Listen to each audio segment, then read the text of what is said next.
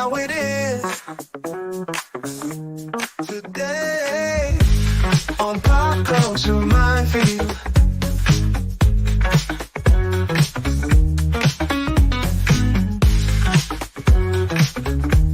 This is how it is today.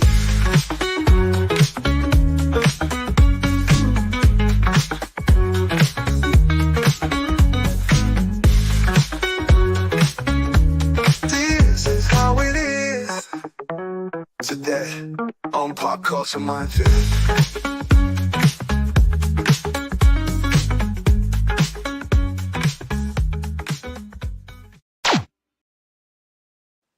I like that song. It gets me bouncy. So I don't get to hear it on my browser, on my iPad. I don't get to hear it. So it's amazing, guys. I didn't die from the coof. I took the what is it? I forgot the name of the medication already. Brain fart. And it's Paxlovid. yeah, Paxlovid. I took that shit, and I got to take it here during the show. I got to take my next dose. No horse paste? No horse paste? What? And I heard of all the nightmare stories and people having reactions to it. Hey, sci-fi mobby.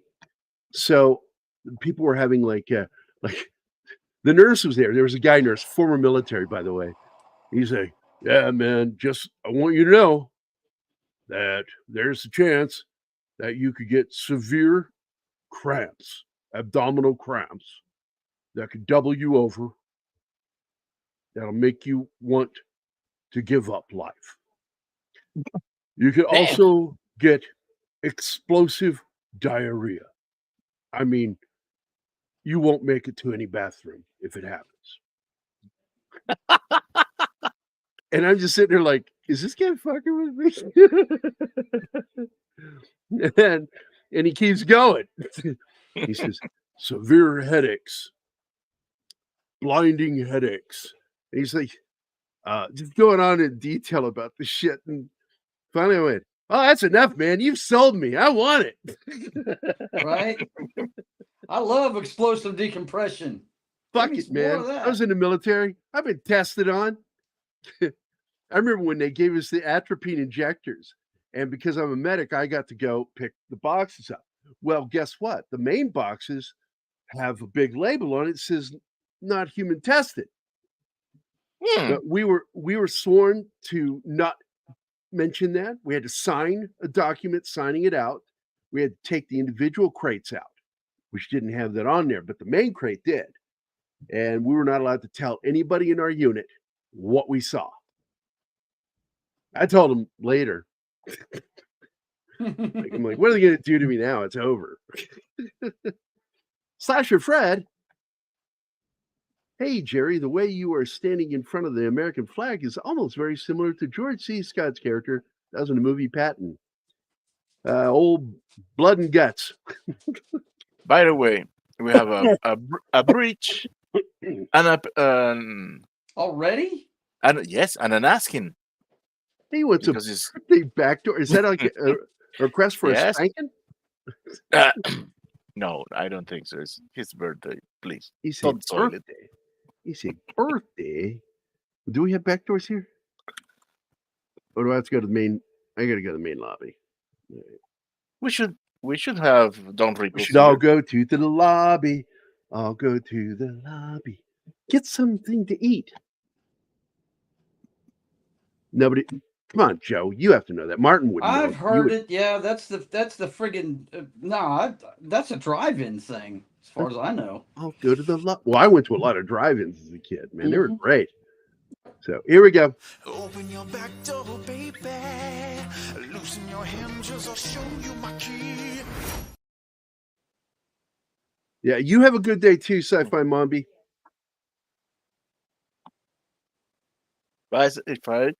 Oh, yes, it is Wade's birthday, and as we love you, we won't sing, so we won't ruin your day. I don't know. I think I've got. Don't I have a video here around here somewhere? Oh, think it's the no, slide video. yeah, Plenty of Where's it? videos. Looking for it. I forget what it's on Friday. Yeah, there it is. Here you go. Happy fucking birthday!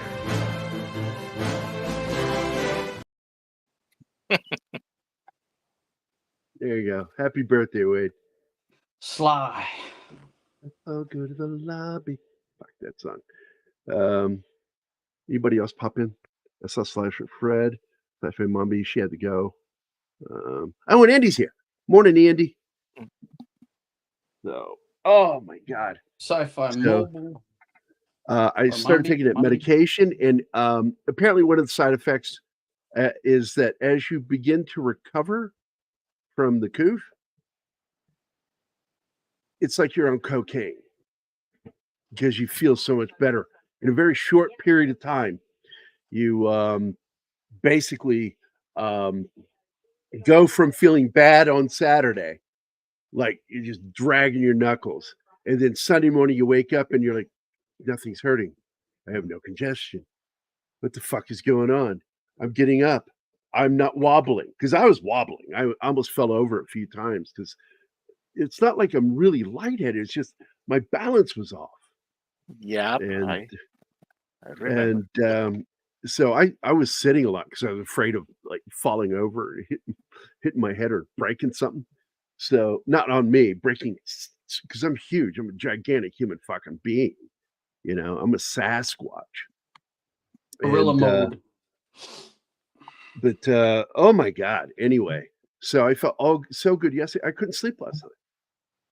My brain was going a million miles an hour. And I tried to lie down and I just stared at the ceiling and I got that antsy thing. So I got back up and I started being creative, you know, and it was fun. Got some stuff done last night. It took what a day. Now, I mean, I guess he's talking about his own personal experience with the coup. Oh yeah. Well, with me, I was sick on. I felt it on Wednesday, and Thursday I woke up and I took took 2 tests, negative. And I went to bed. I'm like, I know I fucking got this because everybody in the house had it. There's no fucking way I'm walking away from this, you know. So I'm like, how am I getting a negative? Like, so I went to bed, woke up the next morning about 10 o'clock on Friday. I stuck the thing up my nose and brought it down to the liquid, sloshed it around, put 3 drops on the tester, and it went red. He said, "You are fucking sick." And I went, "Oh, thank you." So I went straight to here in Springfield. We have Mercy Hospital System, and we have the Cox Hospital System. Now, Mercy What? is That really doesn't good. sound right. Mercy Yeah. Hospital is part of the old St. John's system, the Sisters of Mercy, and it's a very good hospital once you get into it. It is the single worst emergency room I've ever been to, and I refuse to go to their ER. So I told a doctor one time, they asked me to come back.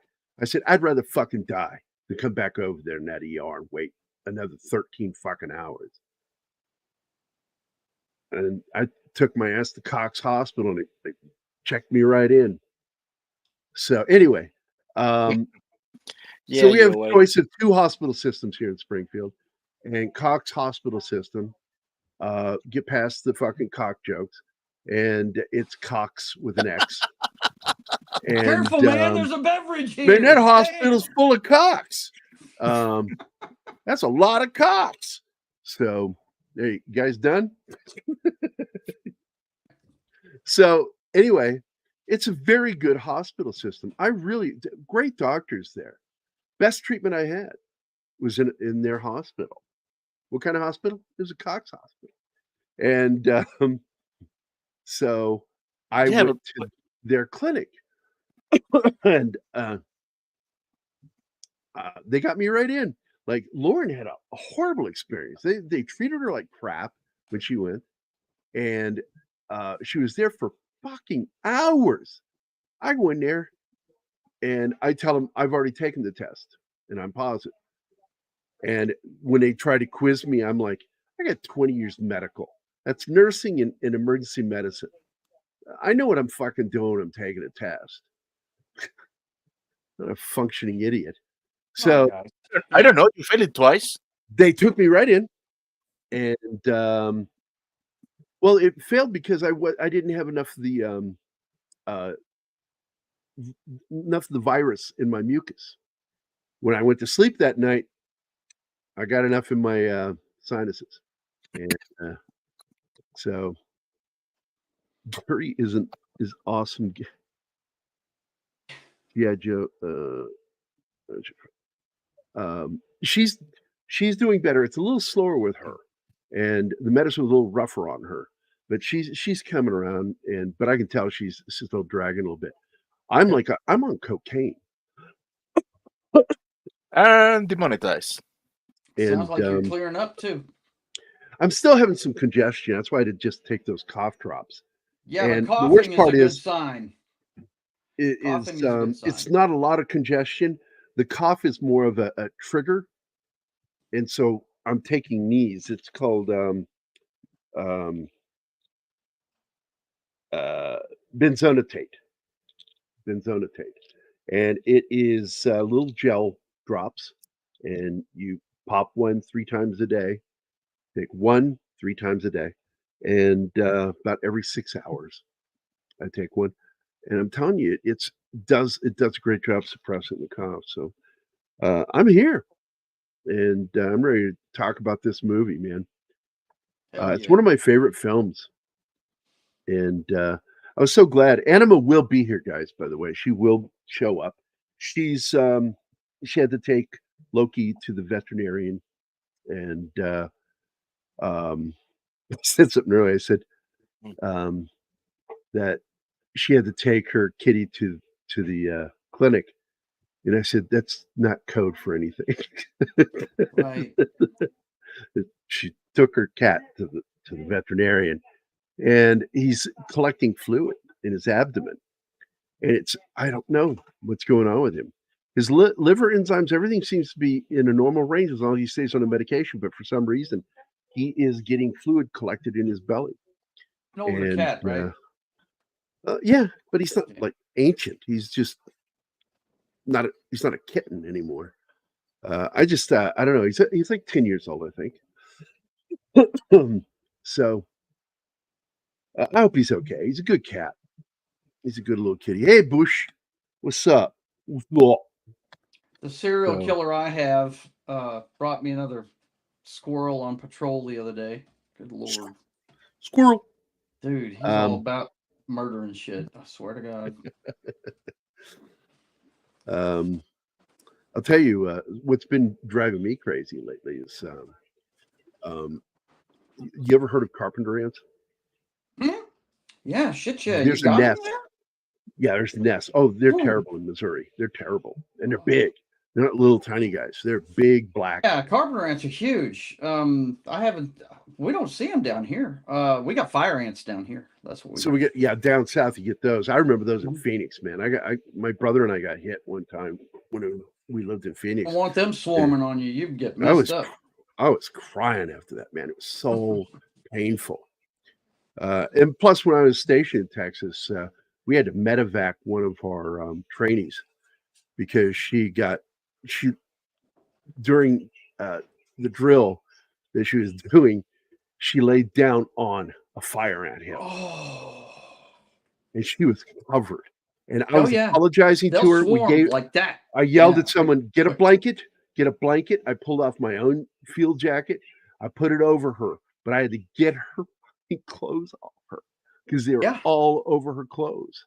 Yeah. And I started just pouring water down her body, and you could see the welts growing.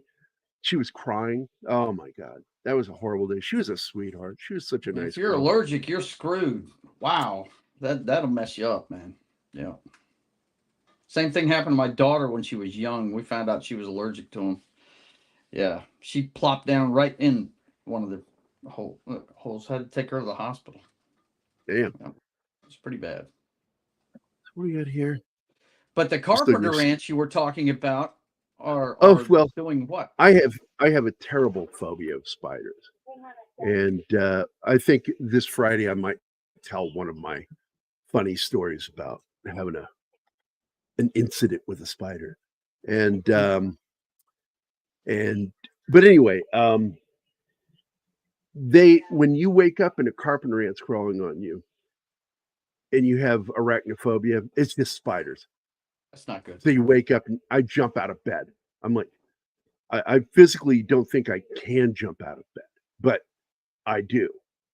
I am like up and out of that fucking bed and like, what the fuck was that? I know it's a carpenter ant, but my brain, it's on its own thing, man. And so I've had that happen a couple times over the last week, and it happened while I was sick, and I couldn't believe I jumped out of bed, man. Holy shit! Fucking spiders will stick me out of bed, but there are no spiders here right now. It's great. Too many cats. Cats eat them. There are a lot of cats in this house. So at the opening of this, it's the first day at this new camp, and they have built this place. By the way, these guys, right? That guy right there squinting his eyes. Do you recognize him? No. You should know him if you like Star Trek. No way. He's not. Yes, it is. That's the same actor. He played the love interest of Spock's wife. Yeah, his betrothed. Yeah. Okay. Yeah. Okay. I got you. I thought that guy looked familiar. Now it makes sense. And as I recall, he's in the group that gets executed. Yeah. Because he dressed as a German. Yeah. When he escaped. Because he's in that room. When they catch Homeboy, he gets thrown into a room with a bunch of people, and he recognizes him and walks up and talks to him. Yep. Yeah, he's in that group. Yep. But I did notice at the beginning of it, I hadn't watched this in a long damn time. I tell you what, it's one of my dad's favorite movies, and I didn't know this was a dragnet situation. The names were changed to protect the innocent, but this is really what happened, huh? Wow, that's amazing. Yeah, with Bogey's March, yeah. Well, it's similar thematically, and this is a catchy theme. Da-da. And by the way, that's why we're not doing any clips. Yeah, because the music, is everywhere, and they'll claim us on everything. So I tried to make some clips over the weekend, couldn't do it. I'm like, fuck it. I thought it was ironic that Charles Bronson was playing the tunneler because he grew up in the coal mines. You know? Yeah, well, that's also part of his character. Yeah, because he brings that up. And he's claustrophobic and all that shit. Yeah, that's crazy. So you got some great actors in this film. Let me just point out some of them. Once again, Lawrence Montaigne, the Vulcan. Yep. He's in it. Till Kui is in it. Let's see. Nigel Stock is in it. Hans Reiser, a big German actor. There's a big actor in this film who has a very small part in it. And I don't even know if I see him. I don't even see him. The German who was also in Squinty Eyes from Kelly's Heroes. Kelly's Heroes. There he is, Carl Otto Alberti. He's like the last listed. I love that guy. What a great actor. You've got, let's see, David McCallum, Ducky. Yes. Ilya Kuriaki. Gordon Jackson, Angus Linney. You got some great actors from overseas. James fucking Coburn is in this movie. Charles motherfucking Bronson is in it. Donald Pleasance is in this. And I'll just tell the story real quick with him that he was trying to give advice to Sturgis, the director, and was telling him they're trying to figure out because this character's blind, like how is he going to tell? He says, well, we would put thumbtacks under their boots for them to step on, so we could hear them coming and going. And Sturgis kind of like blew him off. And James Garner, my favorite guy in this movie, called him out. Yes. James Garner, right there he is. James Garner called him out right on the spot. He says, hey, you don't talk to him like that. He says, that man right there, he was an actual POW.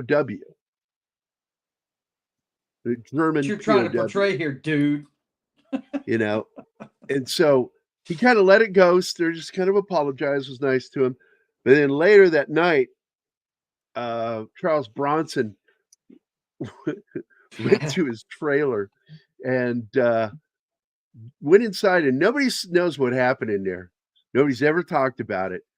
But I guarantee you, he put the fear of God in Sturgis about talking to Donald Pleasance. Because, again, he was a tough soldier right there. That guy was he was a waist gunner on a fighter. I can't remember what kind of fighter it was, but he was on planes, and he saw a lot of combat himself, and he didn't want to put up with that shit. You don't talk that way to a veteran. There's a lot or of vets POW. in this cast, man. Majority of them are veterans. Mm-hmm. And by the way, it wasn't long after this movie that the first signs of the debilitating arthritis that James Coburn had before he died. Yeah, the thing that made his started. hand go It was like in the that, 60s. yeah. Started in the 60s and early into the 70s, and he was hiding it. But it wasn't long after this film when it first started. He started having trouble with it. Could really notice it in Maverick. And here you go, right here, Steve fucking McQueen. Yeah. The king of cool. Yes. And James fucking Garner, two guys that were into racing. And a lot of people don't know that the reason Steve McQueen got into racing was he actually was into bike riding. He rode dirt bikes. Him and his kids all did.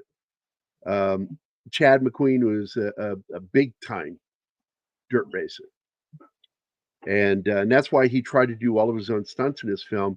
Studio wouldn't allow him to do the jump. It's the only stunt that McQueen doesn't do for himself, is the big jump where he goes over the double fence. Right, yeah. And ends up in the barbed wire.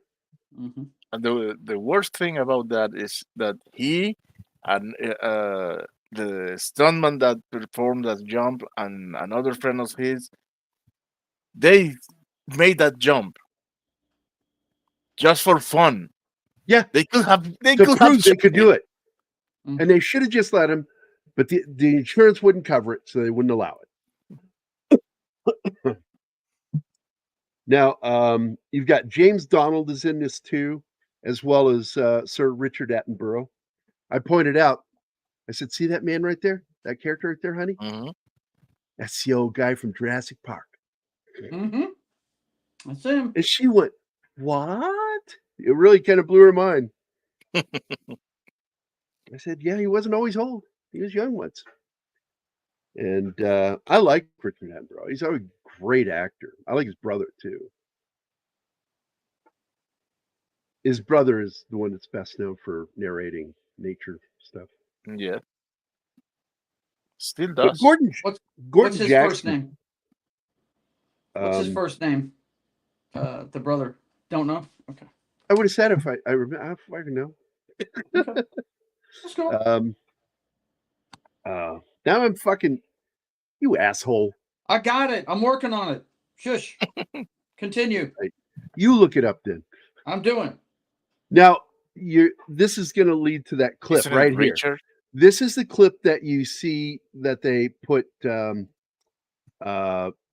Italian kid over his face. They replaced him for the movie Once Upon a Time in Hollywood. John Attenborough. Yeah, John Attenborough. Yep. Very good documentary. I love his narration. Mm-hmm. But anyway, this is the clip right here that they used in the movie Once Upon a Time in Hollywood, Yep. where they had DiCaprio play McQueen part. It was funny. I love that. Yeah, I thought it was cool. But And this opening like 30-minute sequence, they're basically establishing what everybody's job is. The prisoners are going to try and escape. There's no way around it, right. and the Germans have built It's this their place to job keep to them in. try Yep. to escape, and it's the Right. Germans' job to try to keep them from escaping. And I love this, the establishment of him, the ball glove, in solitary. Yep. Because he's tried to escape again. He got caught. Yep.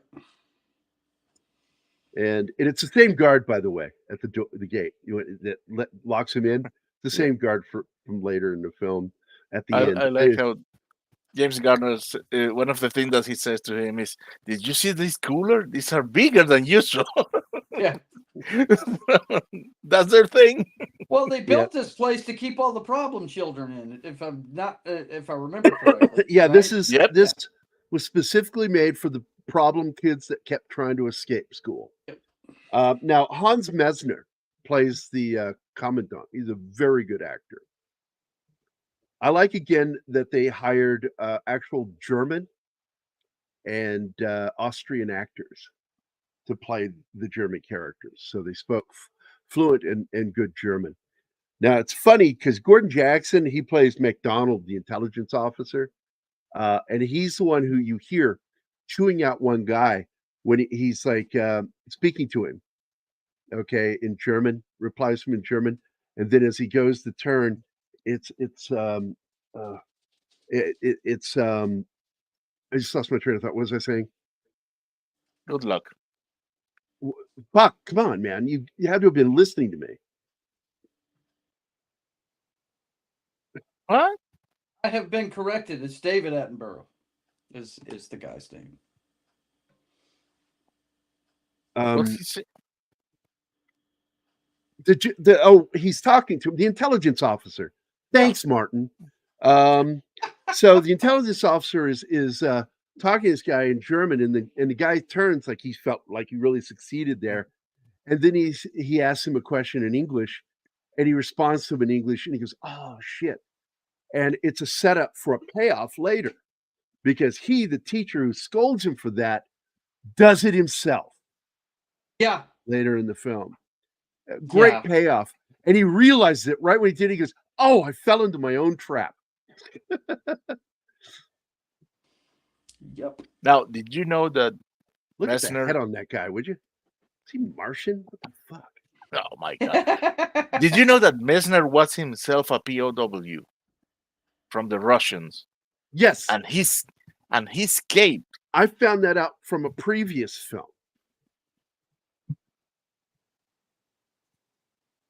Go ahead. No, he escaped his prison camp and got back to on foot on the Russian winter. Uh, Tough son of a bitch. But he was captured again by the English, and like he said in the movie, he said the war. well, they probably got good treatment. A lot of the Germans ended up in Ireland, and the Irish. No, he was in London. Please put them because a lot of Germans ended up in Ireland now, and the reason why they had dual prisoners there.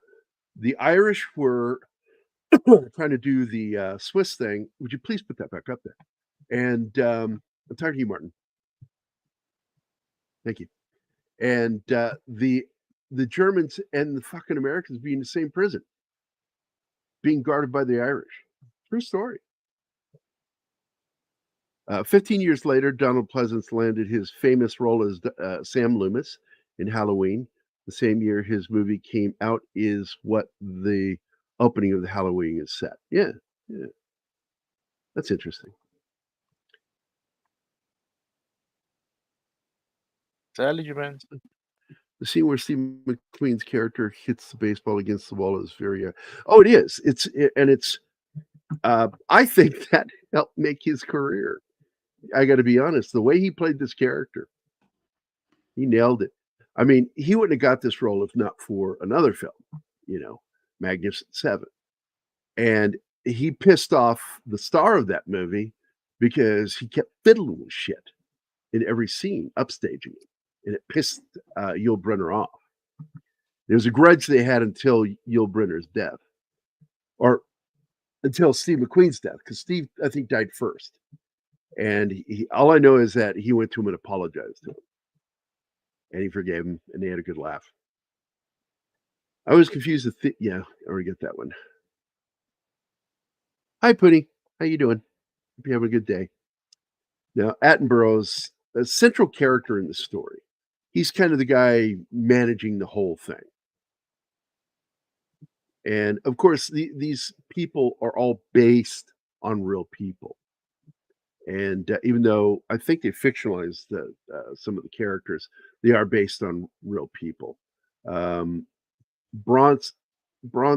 I think they all are. Yes, all are an amalgamation of of the real people. Yeah. At least two. Every character here represents at least two real soldiers. Because over 200 of them, because they had the limit, they couldn't make it 200 person cast. 200 people escaped, and 50 were murdered. And when I say murdered, they were murdered. Straight up murdered. It was illegal what they did, and the people that were involved with it were held accountable, tried, court-martialed, and executed for what they did. It was a war crime. Yes. Yeah. I know what word I'm looking for. The plan was to extract 250, but only 76. Well, they lost two tunnels. They only ended up having one tunnel. One tunnel collapsed, or both of them were discovered. Either way, and but they didn't find the third one. No, sirree, Bob. Crowds couldn't find it. And Martin found a nice little documentary, and you ought to share it with everybody. It was a really good documentary. The names of the tunnels were Tom, Dick, and Harry. And it's a nice little documentary about those tunnels. It talks to some of the POWs, and it works with the people that were digging up one of the tunnels. How they got the dirt out was one of the coolest things, I thought. How they got so the dirt clever. Out there. Yeah. It was so clever with the strap going over the shoulders and the long socks. You fill them up, and then you pull a string, and they dump out, and then you just kick it around. Jeez, man. Also, there was a lot of corruption, and some of the guys, they made it clear, because basically James Garner's character is the con man, and but there are a lot of con men. I'm a simp for James Garner anyway, but I loved his part in this. Yeah. And just one of my dads and one of my favorite actors growing up. Yeah. And Garner plays one of the con men in the story. And they had numerous con men, these guys that already knew how to do cons, that from living on the streets and before going to military, and so they were able to con these Germans. And one of the favorite ones they tell in the documentary is how they would give them cocoa, hot cocoa. Would you like some hot cocoa? Well, now that we've done that for you, you think you could get us some fabric, or maybe get us a camera, because you wouldn't want your coming up to find out that you were having cocoa with us, would you? You want your papers back? We could use this camera. Very specific camera. Yeah, he goes into detail about this fucking camera. Yeah.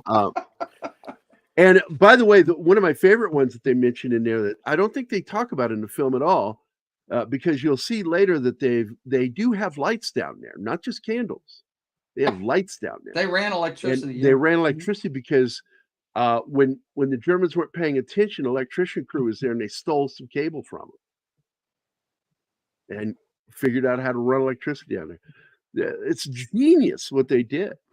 Mm-hmm. Completely. They had a choir practicing so they could have something to muffle sounds. I thought was interesting was when they were first busting through the cement with that pickaxe. and they timed when the guy was pounding the post outside to make sure that it was in time. That was pretty cool. I thought it was they're neat. doing the Christmas carols. It was. Yep. And Anima hates Oh. Christmas carols. She goes, I hate this song. It's so terrible. Okay, let Such a stupid let me book. run The one this. she hates the most is the 12 Days of Christmas. She hates that song. And I said, I'm not fond of that song either. I said, you know why it's popular? Because it's easy to fucking remember. Did they use a backdoor to escape? Oh, ha ha, monkey. I have one for him. Car just pulled up to the back door. Same concept as 99 beers on the wall, you know, with that 12 Days of Christmas.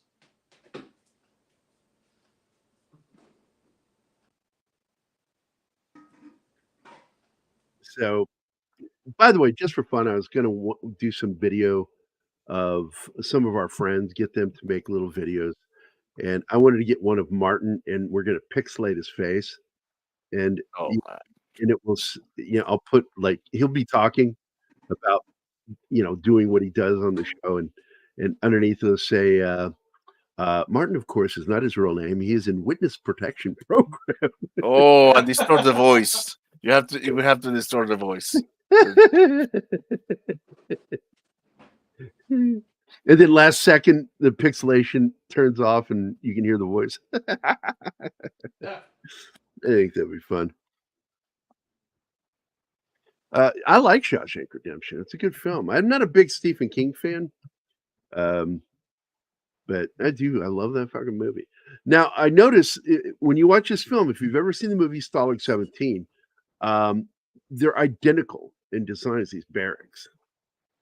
So it's so familiar, and it's made 10 years before this one, to almost to the date. It was released in 53, as this film was released in 63. Both were shot the previous year in 52 and 62. Now there is a great character. Oh, there's my woman, Anima. Anima is here! Yay! How's Loki? Indeed. He's fine. He's wearing a blue wrap around his belly. It looks really weird. Shall we call it a sash? She sent an email to the other clinic with the specialists where he was in the ICU to see if there's some kind of surgical solution that he can just like pee it out normally, because she doesn't want to do this every week. The risk of infection is too high. So we'll see what they have to say.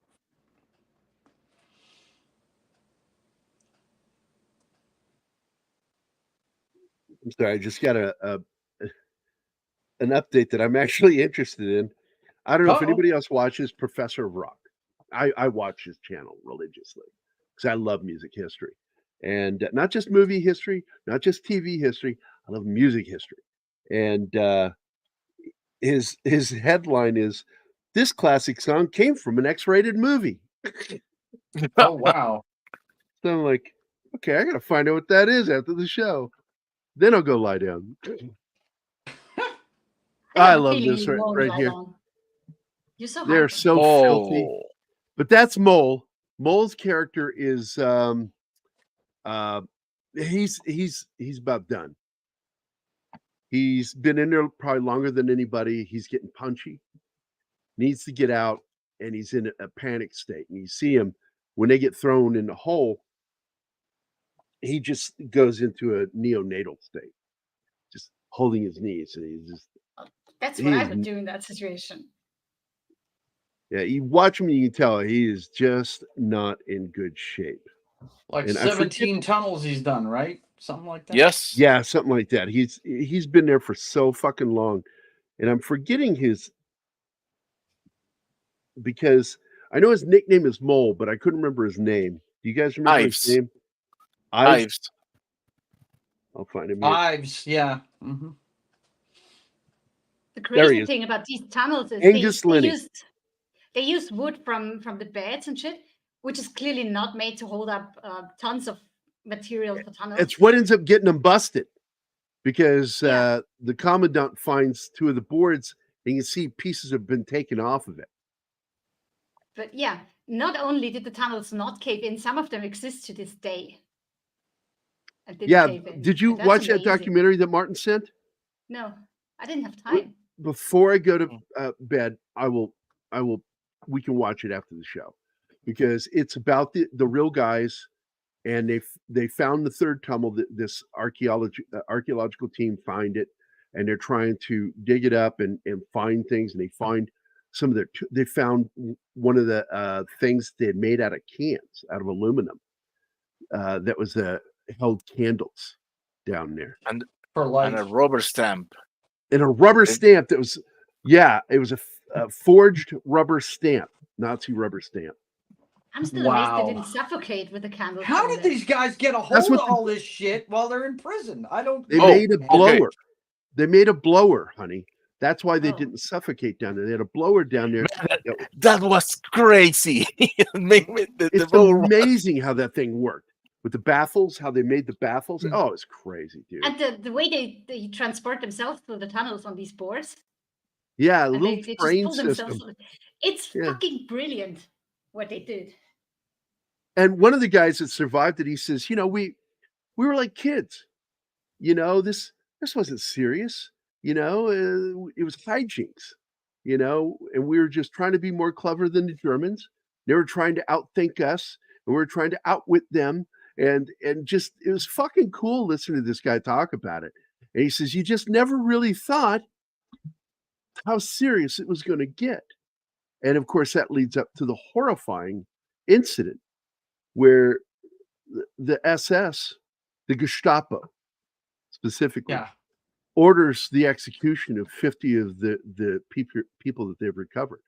And the reason why in their fucking mind is, we built this prison specifically so they couldn't escape, because these were problem people. And they got out and they were pissed and they're fed up. Here's the guy that he cons right here to get the camera. This is great. Here's the thing about the execution. That was a direct order from the H guy himself. Yeah, it doesn't matter. Raving mad. This is the thing that I got sick of hearing, and they got sick of hearing. I was just following orders. Like, no. Fuck yourself on that. I don't want to convey the sense that I am. I'm not saying you are using that. I'm saying that they said that all the time, and the Americans got sick of it. They said, "There's no fucking excuse for what you did. You don't have to follow every fucking army who had to do that, or they would kill you." And the Germans tried to make Americans understand that, the way our system ran is not like your system. They will fucking kill you. Put a bullet in your head right then and there. Right. Yeah. The Yahtzees did things that way. The commandant made it clear that if he screwed up, he was going to the Russian front. Yep. And that's probably and that's where he's going at the end of the movie. End of the movie, right? Yeah. So now, and what did he say to him? He says, "You will see something before I do." Berlin. Yeah. You'll see Berlin before I do. I love that line. Now, Joe, to answer your question, there are things that many POW association ask the movie not to show, in regards of how they got some things. Yeah. Because there's another detail that the movie left out, that there were a group of guards that were anti-Nazi, and they helped them. Yeah. I figured it had to be something like that. I mean, a lot of people weren't on the Nazi side. They just had to do this for their safety and their family's safety. They actually show the resistance with when you're dealing with somebody that was a sympathizer for the cause, because they would wear the emblem on their uniform. Okay. If you look on that uniform, you don't see SS. They're not. And you actually saw the French resistance in the Coburn scene later on. Yeah. Yeah. Well, Yes, it's a great Mhm. scene, by the way. Yeah, But I came want to out of point nowhere. that was I wasn't expecting that at it all. wasn't just the French resistance; you had Spanish and Italian involved. Right. They handed him off Um, to a Spaniard, didn't they? Yeah. Yeah. Yeah. So, but you got to remember that one of the biggest enemies of the Nazis was one of the greatest generals of the German military. Come Rommel. on, guys, Rommel. Rommel. That's why Rommel was Hitler. he. Sorry. You know, it's why things happened to him, Mm. and he was finally told to commit suicide, or his wife would suffer, his family. So he took his own life because he wanted to spare them. And by doing it, he was able to maintain his honor as a general and get a national burial. They traded their Red Cross package items. Yes, absolutely. Oh, they traded everything. Now, Nothing you couldn't get. Mhm. now that you mentioned it about the killing of the Germans in France, that scene, dude, they did a drive-by with an MG42, motherfucker. Killed with their own weapon. Yes. Now, once again, I'm, even though I know that the big stars of this movie are Steve McQueen and James Garner. Okay, Bronson and James Garner. And by the way, that's 3 of the cast from the Magnificent Seven Yep. in another movie together, which I love that. But It seems to me that Richard Attenborough, though, is the lead guy. he is the lead character. That's exactly where I was going. Is the main character is him, and the other one is the gentleman right next to him. They're the ones in control of this whole operation, and everybody else kind of works around him. Now, Gordon Jackson, of course, he's so good in this, and they end up like they're best friends in the film. I don't know if they were in real life, but the characters in the film are best friends, and they end up escaping together, and they're just so used to working together. And it's so sad when they end up getting caught. Also, the scene is so emotional because as they're about to get caught, Ducky, I just forgot his name, David McCallum. He sees that they're about to get caught and makes a scene. Mm. Yes, he tackles Saves that him. one guy. Yeah. Mm-hmm. And tries to run away, gets shot. And it's just one He of the kills most that guy emotional that Yes. shot him in the recognized fucking chest. You goddamn Yep. right he killed him. Mm-hmm. So he got one more kill. Yeah. Look Hey, who's Glenn. here. One of our good limey friends, other than Andy and Tim. And Well, we they have so really many friends. establish him as the main guy when he's talking to the commander of the POWs there at the beginning of it, and he tells them, "Hey, they're all on the same team. I don't give a shit if they're Gestapo, SS, or what." Yeah. He basically says they're against freedom, so screw them. That whole scene just establishes Attenborough as the lead guy.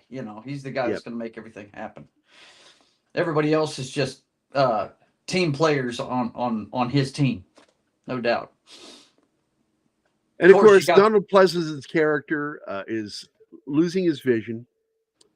And Anima at first thought because he had drank some of that homemade vodka. I was thinking it was diabetes, probably.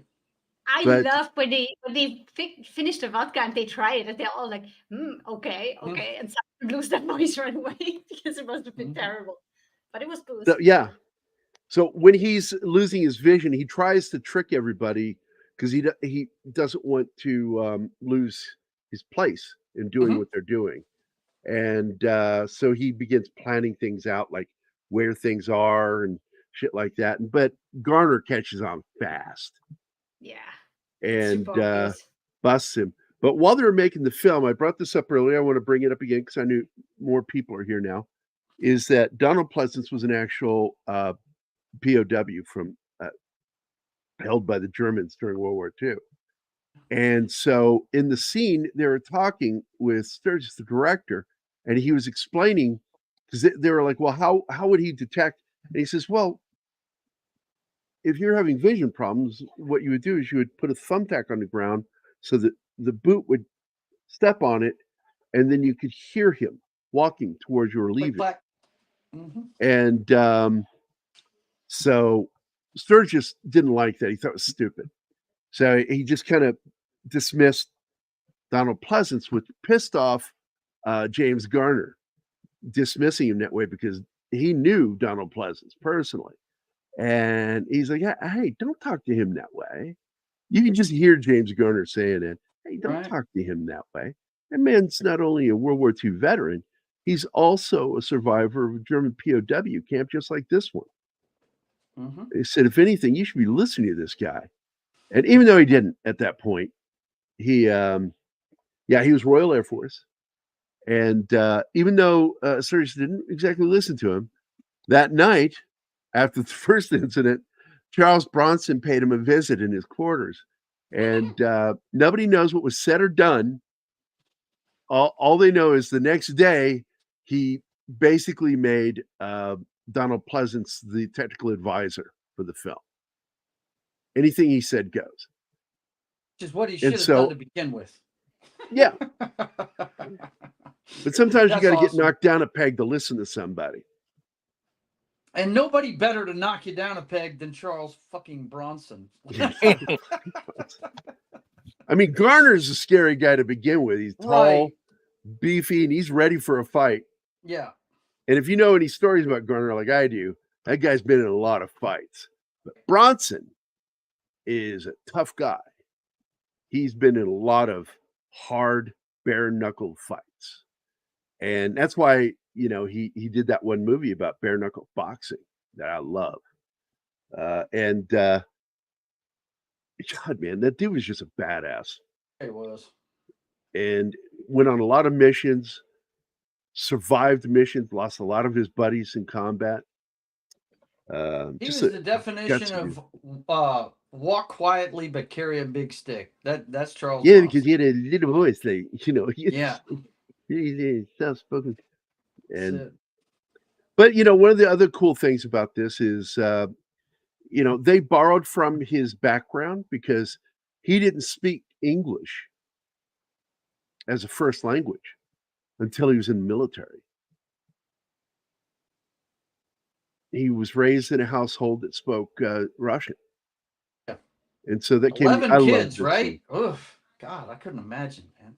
11 kids. Good Christ. We are 9, and that's plenty, believe me. Look, my mom came from 10. I don't know how my grandparents did it, dude. I don't understand it. It's crazy. They just did.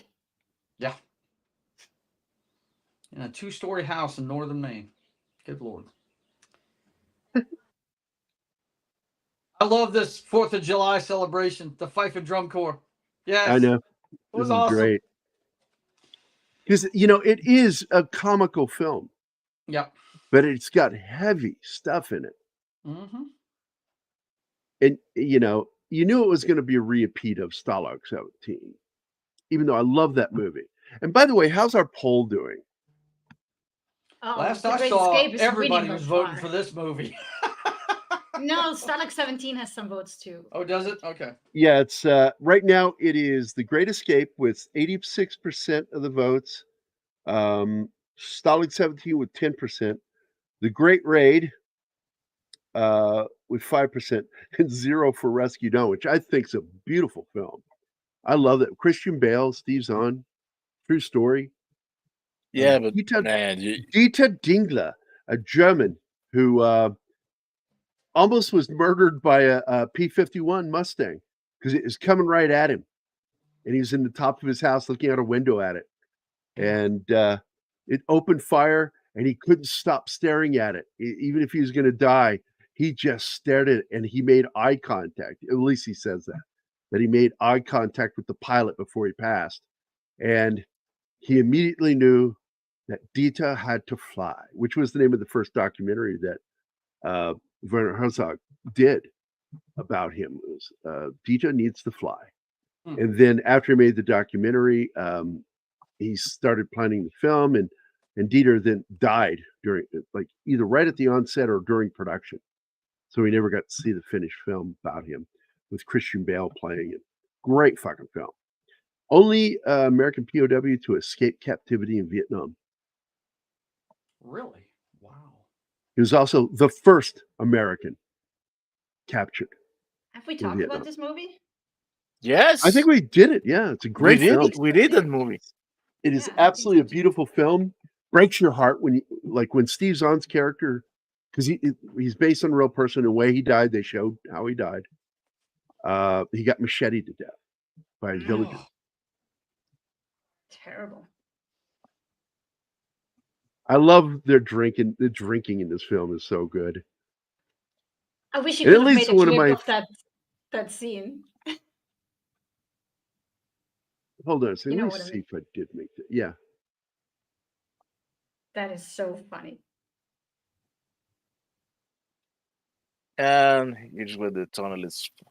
The first tunnel is found. yeah. This guy found it. Sorry, bastard.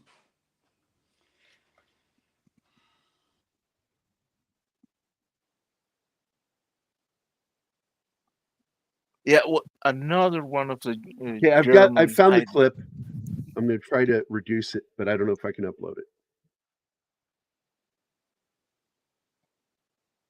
Another one of the Germans was a German POW2. So two of the Germans actors were veterans and POW. I love that they hired Germans, so you don't. Yeah, get you the and fake I was telling Hollywood. that you like that when they do that. Yeah, I always point that out because the fake Hollywood German just sucks badly. Oh, Well, this it's is like this. you hear them speak fluent Oh. German in a couple of scenes. The some of the prisoners, and you're like pointing out nobody would fall for that accent. Hate this part of the movie, man. Hated to see this guy cashed it in because you Yeah, knew he was. self deletion by guard. Yeah, that was heartbreaking. Such a shame. that scene. Yeah, he just loses it, and he can't take it anymore. And it's exactly what it is: self-deletion by guard. I was waiting for 'Cause he knew he McQueen wasn't to getting out punch of one there. of these guys. I really was, and he never did. He's smarter than that. Yeah. Mhm. What a shame. So here you go. Here's the clip. Keep it going. Keep it. No taxation without representation. Keep it going, boys. Keep it. Keep it going. And what makes that funny is he was supposed to keep talking, and then he got thrown off when the guy said no taxation without Because representation. that was It ad-libbed. was an ad lib. It was an ad lib, and it just he's like, Completely "Wait, caught him what off guard. did you just say?" Right.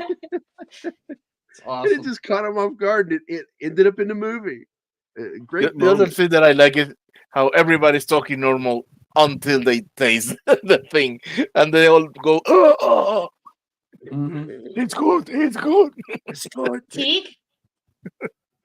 Both were in Stalag Luft 3, which is the camp we're at. This is the same camp the guys in Masters of the Air went. Yeah, they're Wait, Americans there because that's where they were. They're Americans. Yes, what I could find is there were Americans, but they participated in the first stage of the digging of the tunnel, but were moving away 7 months before the escape. Yep. They were transferred. And also, I want to point out that I don't think there's any Americans that escape, other than Steve McQueen, who's going his own way. He's his own story.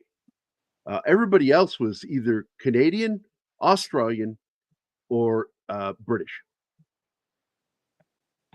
Because Gerry, James Coburn's character is not American; he's Australian. Gerry, one thing that I noticed about this movie that I think they portrayed pretty well through the Commandant's character and Werner, it's almost like these guys were in prison too, right there with them. Because No, it's Yes, absolutely true. yeah, It's like the Germans couldn't leave either. They slept Yeah. there. It was Mhm. no fucking different for them. And yeah. if and this is what you find out, like in Masters of the Air, that the prisoners were starving because the Germans were starving. They were all starving. I thought they showed it well in the film that they were just that they were wanting to get out of there just as bad, you know. Yep. They never show the starving, and they never show that they were in that film also for the years. clothing. Yeah. I talked to you about that before. That a lot of their clothing, that was all they had. That one issue of clothing. Anything that was given by the Red Cross wasn't something they would keep, and so their uniforms would wear off, and they were just wearing rags at one point. And they showed that in Masters of the Air what these guys looked like. They were starving, thin. Well, they also lost weight, the actors, at least some of them. Yeah, the actors did a good job in that film. So but the reason they don't show that in this film is because despite some of the heavy nature of it, it's still a lighthearted thing, and they didn't want you to not enjoy some of the fun stuff, being distracted by the horror of what these guys were living. Right. Hollywood in the 60s too. I mean, they never have soldier haircuts, shit like that. Yeah. Well, these guys wouldn't have soldier haircuts either. Well, no, they'd be growing bears. So I said bear because I fucking read Zach's comment. Okay, let me allow. Hey, fuck you, Kyle. Fuck you, Kyle. I also saw my good buddy Deleted Scene is here and welcome me back. Thank you, man. I got to tell you, man, Paxlovid fucking works. Fucking 4 days. And I was up and moving around like normal. I still felt a little sick. I still do. I mean, you can hear it in my voice, but you can. I still feel 1,000 times better than I did on Wednesday, Thursday, Friday, and Saturday, man. Well, Saturday was peak. You really looked like shit. No horse face? I was hurting, dude, so bad. Yeah. And I'd try to walk, and I'd almost lose balance. I'd list, and I'd grab hold of a chair or a wall. I told him to stay in bed, but this guy doesn't listen to anyone. Yeah, I don't listen to anybody. I'm gonna do it. Cam's here. Gerry? What's up, Cam? I see Teague is here too. What's up, Teague? Oh yeah, Teague was the one that said something about they don't show any Americans escaping in this other than Steve McQueen, and he's on his own adventure, separate adventure. Well, James Garner was. But I will say you're incorrect. There were Americans at the base, but by the time that they did pull off the escape, all those Americans had already been moved. But we had to have the bike scene with Steve McQueen. Come on. Oh, that was so good. I couldn't believe that he did all his own stunts except the one where he goes over the fence. The shocking thing about that, Joe and I were talking about earlier, is that that scene, he did every single motorcycle stunt in the film except the jump because the studio wouldn't let him for insurance. That would have been crazy. But he did it anyway when they weren't shooting, him and his buddy. What? They jumped on the bike and both of them jumped it twice. Yeah, he did it. They just weren't shooting. Yeah. So it pissed McQueen off that they wouldn't let him do it. And that's why he didn't feel bad when they gave him credit for doing the jump. When they were doing the press tour, people would say he didn't want to correct him because the fact was it bugged him. He couldn't do it on camera, but he could do it off camera. And he knew he could do it. Pleasant's character is so heartbreaking. It is. Yeah. I mean, from the moment he figures out that he's losing his vision, right? When he's checking out the forgeries, and then all the way to what happens to him. Yeah, it's the thing is, he hasn't noticed because he can see well up close, and he has been only working up close. Well, he's a forger. Yeah. When he took his eyes and tried to look at a distance is when he noticed, oh shit. Yeah, he's looking at that passport and moving it away from his face, and it's like, I can't see a thing. That was heartbreaking. Yeah. And basically, his blindness was from like a form of eye strain. And it's something that happens to people when they get in their 40s. Some of them get And I think he even says something akin to progressive myopia. Yeah, progressive myopia. And it's what you get in your 40s from excessive use. That's what happened to me because I didn't have to always wear my glasses. I could pick up a book and read fine print. I just have to sometimes squint a little, depending on the size of the font. And I still can to a certain extent, but boy, oh boy, catch me at the wrong time and I get frustrated. I can't see a fucking thing on the computer and like, where are my fucking glasses? Because y'all know I lost one of my prescription glasses in the fucking it's in Spiderland. Spiderland. Just I said something and I accidentally flicked my glasses off my face and they went flying through the air off into an area of the garage where there's darkness and things. And I saw that and I'm like, and Anima's like, don't you want to go get them? No, they're gone. He didn't even try to look for them. Right. Could you just maybe you could go look for them over there? I went, no, they're gone. Yeah, that's okay. They're never coming back. I'm not going over there. I conquered my phobia for the most part, but fuck that. So Bronson's character go to the spiders come to you. They borrow a lot from Bronson's life because a lot of people don't know this about Bronson. Bronson, when he's a child, worked in a coal mine. And he was raised that way in a Russian household, poor Russian household. And I can't remember if it was Ohio or West Virginia where he grew up. Thanks to West Virginia, buddy. Yeah, because West Virginia. I'll check it out. It's West Virginia and Ohio are the only ones I know of with major coal mines. And so he had that history. And so they brought that into the character with him. And I love that. And again, look who's here. Lady V. It's been forever. Oh, hi, Lady V. Oh my God. Long time no see.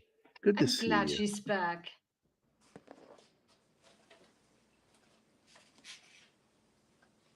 So, Danny the Tunnel King, I can't remember what his nationality is. He's not American. Is he Canadian too? I think. That's Scottish too. According to this, Bronson grew up in Ehrenfeld, Pennsylvania. Coal mining town. Allegheny coal Mountains. mining town too. Allegheny Mountains. Yeah, buddy. It's he's a fascinating dude.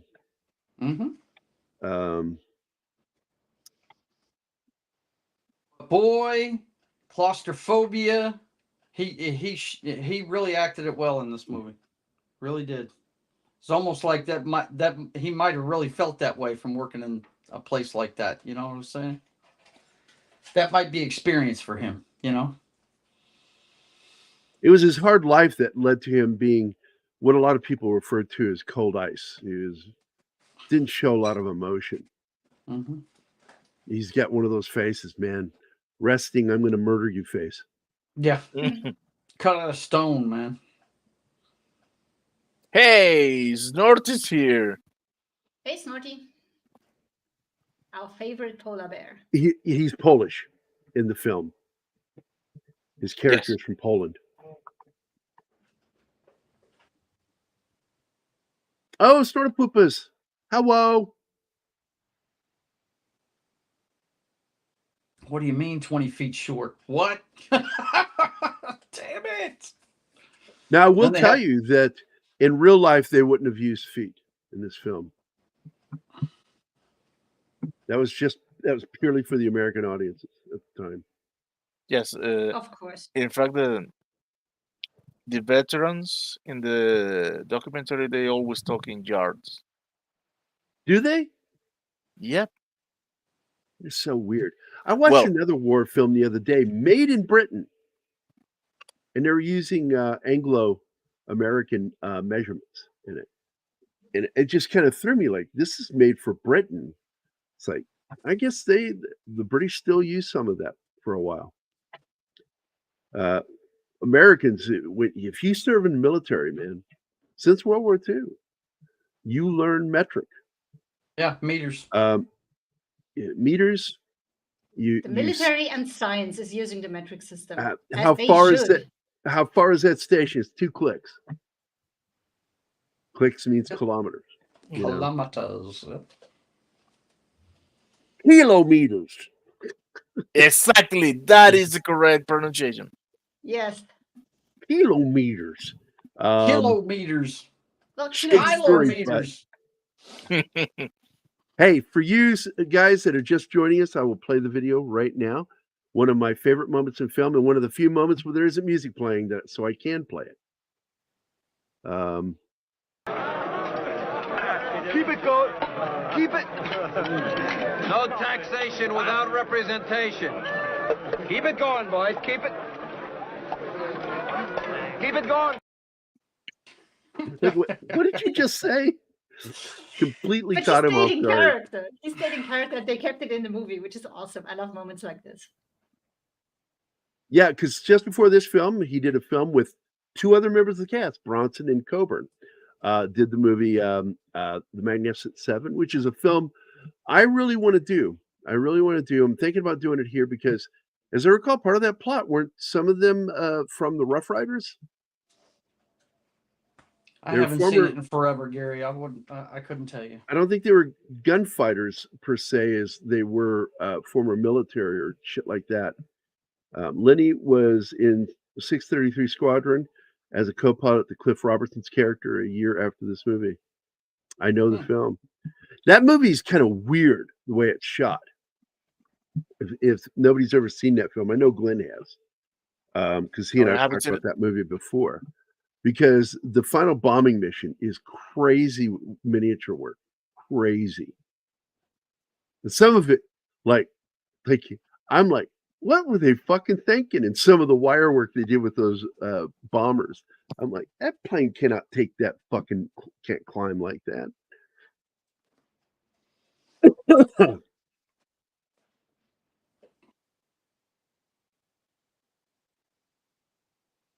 Ooh, another detail is in the real life, it was in winter and there was snow.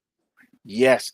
And hear this, there was a column of vapor exhausting from the hole in the ground, from the tunnel. Imagine if it was winter. How did they deal with that? They couldn't do anything. And they were all in awe that the Germans didn't see that column of vapor coming out of the tunnel. How did they not That's see that? If you believe in God, that's God.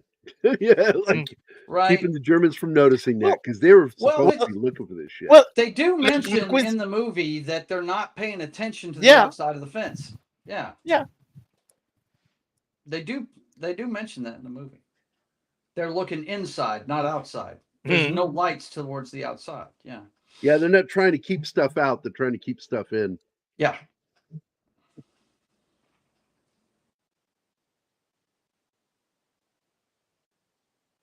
They were short, so they had to come up real quick with a way to keep the guards from seeing them. But somebody made a little too much noise, and yeah, the jig is up. I thought he was going to step on this guy when I was watching it. I thought he was going to step right on him. You know what I mean? Or step in that hole. Oh. Yeah. So once again, McQueen is the addition. He's the only American, and there were no Americans actually in the escape. Not this one. But like I said, he's got his own story arc, character arc.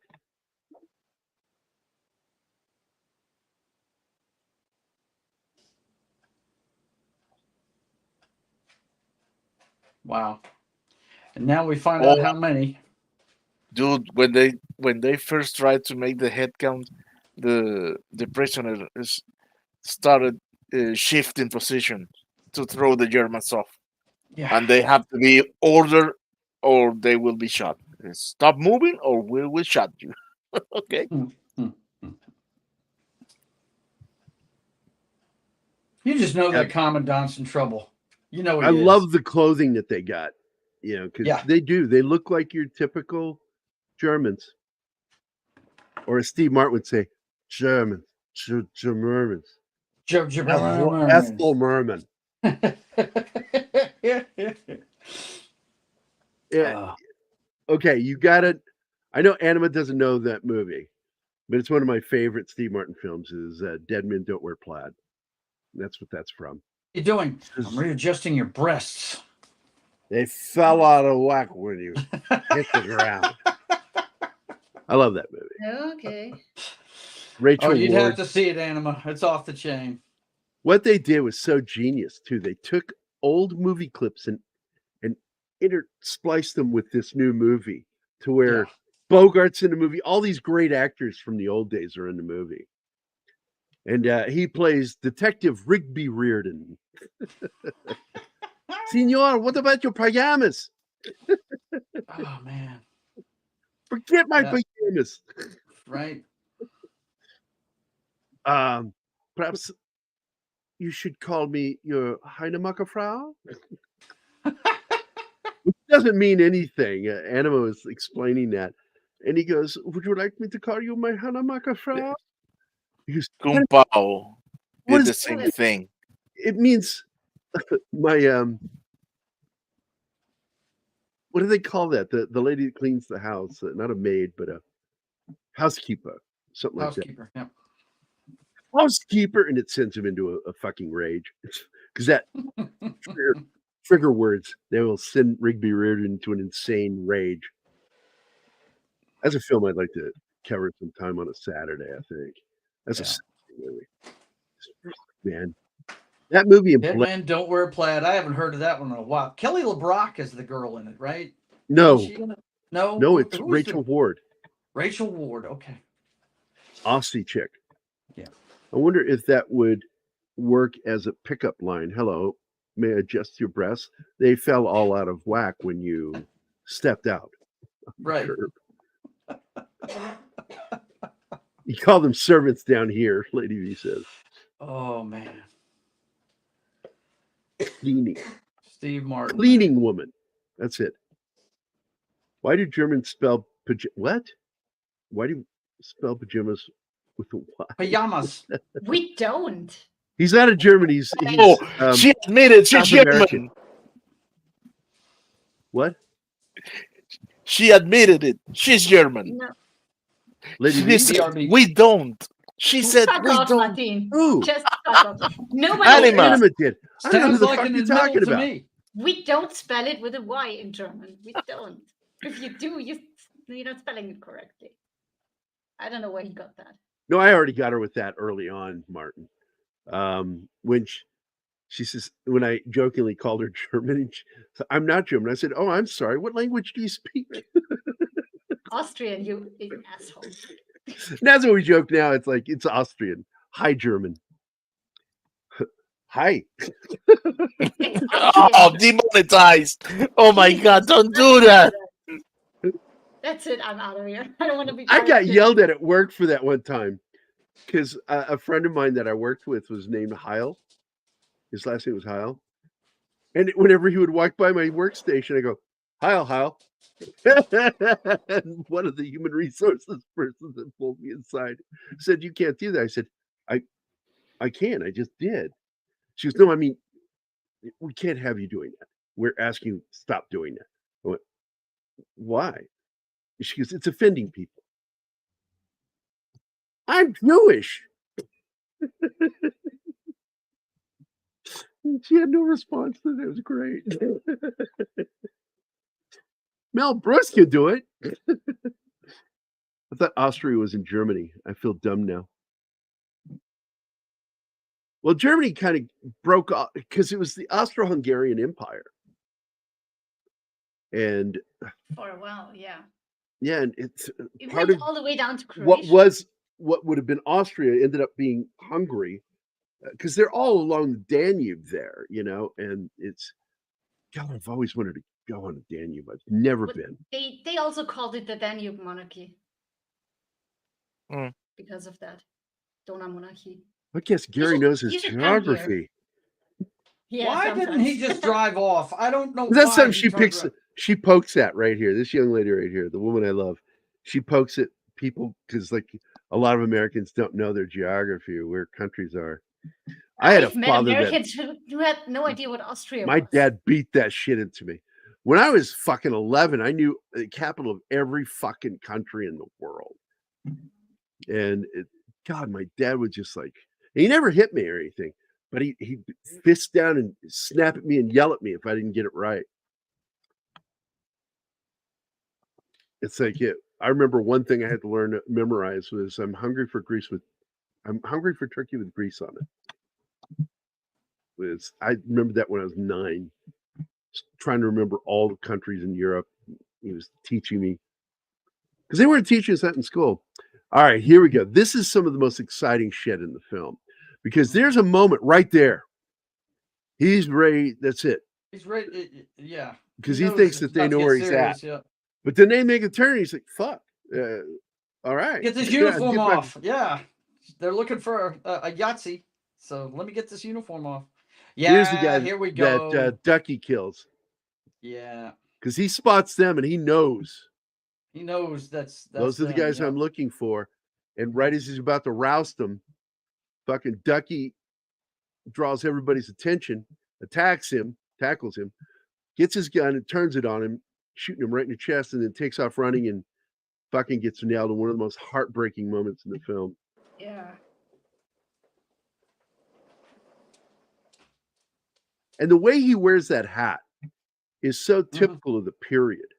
Because, we're used to movies where the way Americans wear their hats, and he's wearing it in a very European way.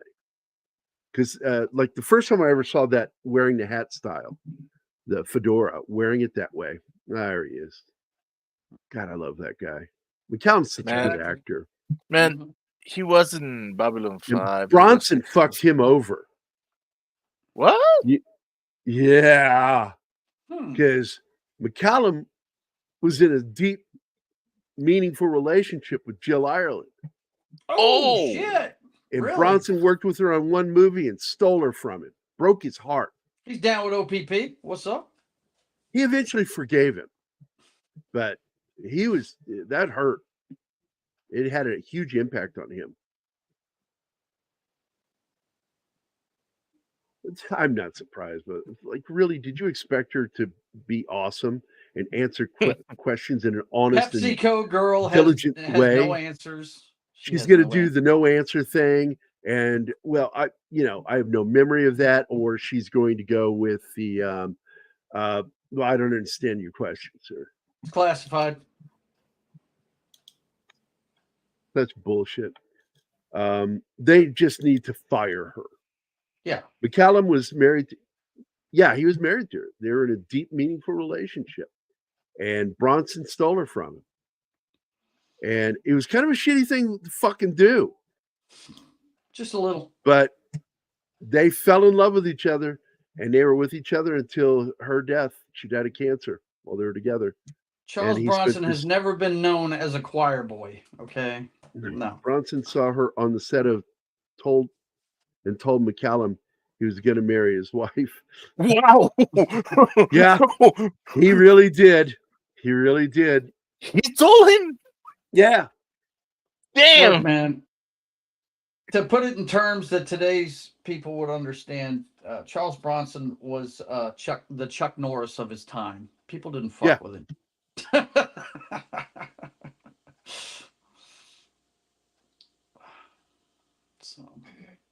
Yeah, it's like Charles Bronson, like Chuck Norris jokes for Charles Bronson. Yeah, you could put Charles Bronson in those jokes, no doubt. Yeah, they finally shaved Charles Bronson's mustache. You know what they found underneath? Another fist.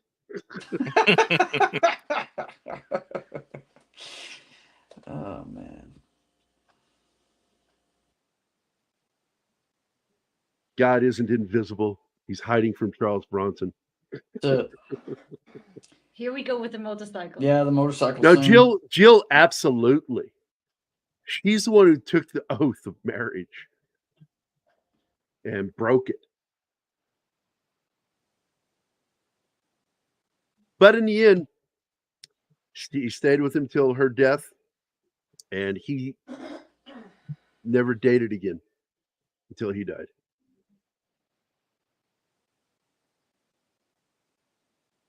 And that's come up before Snortopupus. I've read that too a couple of times. There is something Dick Cavett wrote about it years ago. I remember reading it when I was younger. This is the most heartbreaking part of this whole. It is. You know, It is. they're such good friends, and it does. It shows them go off in pairs, and I love that. And he finds this trainer, gets it up in the air. He's not shot down. It just fucking something happens. He crash lands, and because he can't see distance, he sees a car and he thinks that they're already on the Swiss side. Yeah, he thinks they're in Switzerland. And fucking Germans pulls a fucking rifle on him with a scope. Fucking shoots him. Mm-hmm. And just heartbreaking. The last thing he says to his friend is, "Thank you for getting me out." Because the others wanted to leave him behind. And his friend stood up for him and said, as long as this guy's with me, he's not blind and he's coming with us. Yeah. That's just Did James Garner end up with the 50? Did James Garner's character end up I with think the 50? he ends up back. He ends up back at the Stalag. Now, this is all of the bike scene you've seen up to now was all him. But when he does this jump, it's actually his stunt man. But in reality, he too made this jump with his buddy of his. When I saw that wall of soldiers, Gary, I was like, all this for one guy? Come on. This horrified me as a kid because I've gotten snagged up in barbed wire as a kid. Oh, I wouldn't wish that on anybody. Razor wire does not play, man. Yeah, it scared the shit out of me. I'm like, oh, it's bringing back memories. And when I was in the Army and you had to go under concertina wire, which is like barbed wire and razor wire put together. And I got snagged on some once, and I almost panicked out. They were firing actual live ammo over us. So you couldn't get up. And I'm going underneath this barbed wire, low crawling, and my fucking canteen, because again, I'm going to point out, I'm a goddamn Sasquatch. Yeah, he's huge. Yeah. I'm in the Army, I was bigger than everybody in my platoon. And I got my This is that scene I love right here. Yeah. This is awesome. Yeah. Oh, the drive-by with an MG42. You don't get more gangster than that. That's gangster. Yeah, that's totally. Man, it's totally thug. And thug life. He's standing there drinking. He notices that the people behind the bar duck, and he goes, "Oh, I guess I better duck with them," because they look at him and they duck, and then he goes, "Oh, I need to duck too." So they say they could have left him there. They called him to the phone. That yeah, was they awesome. saved him. They saved him. And here's for Tim. By what name are you known? There are some who call me Tim. Oh, you need to update the one here. Tell me what to do.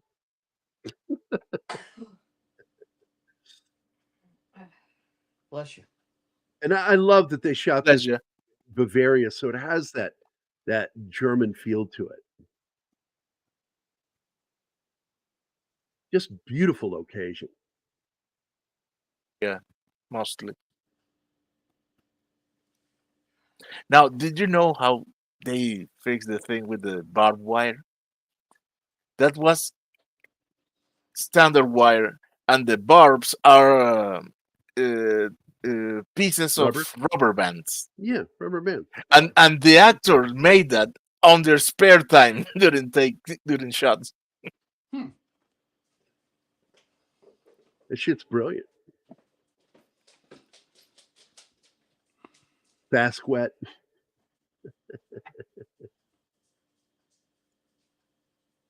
Yeah, this is the scene where Squinty Eyes is in it. And for some reason, he's at the bottom of the fucking list. Carl Otto Alberti. I love that guy as an actor. I love his accent. I love the way he squints all the time. And he was so good in Kelly's Hero as the Tiger Tank Commander. Why is he squinting all the time? Do we know that? Behind that wall is a vault with 2 million or whatever it was in gold. And his eyes, for the first time in the movie, his eyes fully open. He says, The, "It's your choice," and the next thing you see is the tank Mhm. firing at the bank door. It's fucking awesome. I love that movie. there, What a I great posted for film. you, Anima. See, he is squinting. He's always squinting. But why? Is that a tick of the actor, or is something wrong with his eye? Well, his eyes are really narrow to begin with. So I think that's just a natural look for him. But I think he was kind of overdoing it. But it could have been because it was so fucking sunny there when they shot that in Yugoslavia. Yeah, It's because Yugoslavia, right? look at him there. No, Yeah, you see his Bavaria. eyes here. Most of it was shot in Bavaria. We looked it up yesterday. No, not this. I'm talking about Mm. Kelly's Kelly's Hero. Heroes? Oh yeah, that was Yeah, it was Istria, Yugoslavia. Croatia. Yeah. So here they are. They're being taken. They figure they're headed to the camp.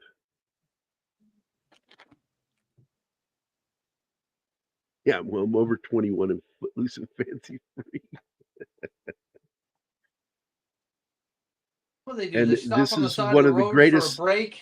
Is that what This it is one of the greatest sins committed by Germany during No the doubt. war against Americans and the Allies, is the murder of these 50 men. Hey, comic release is in the house. Step out, stretch your legs, smoke a cigarette. Hey, Mikey. And they're just talking about what's going to happen next, and then they hear the sound of that fucking hammer being pulled back and locked on that fucking machine gun. Now, they wouldn't execute it like that in the real life. In real life, the it's multiple gunmen. Gestapo Yes. officers shoot him point blank in the back of the head. They did offer him cigarettes, though.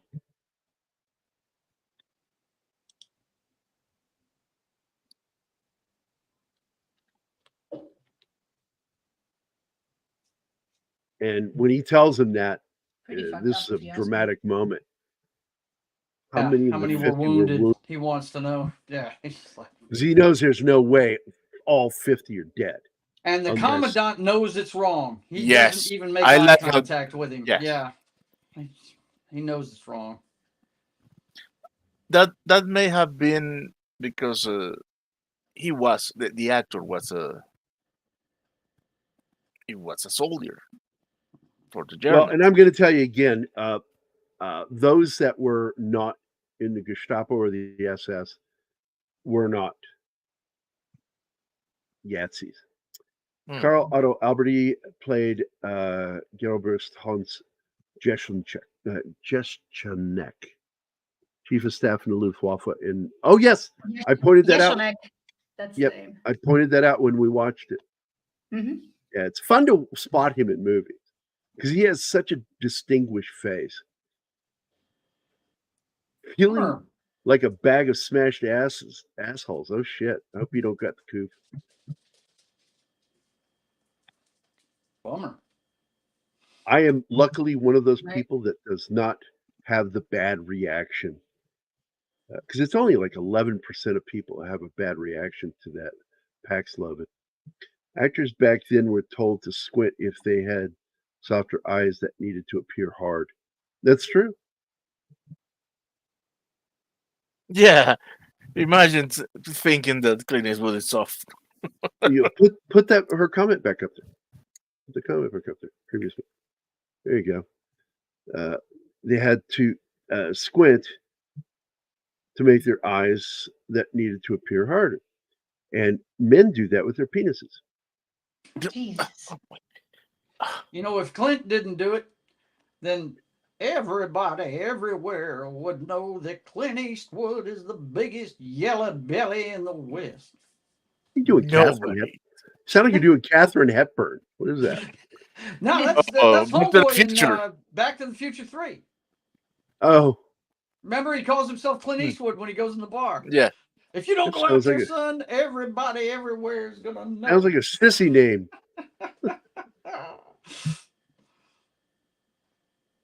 Yeah. Piss off the Germans, they'll invade Poland again.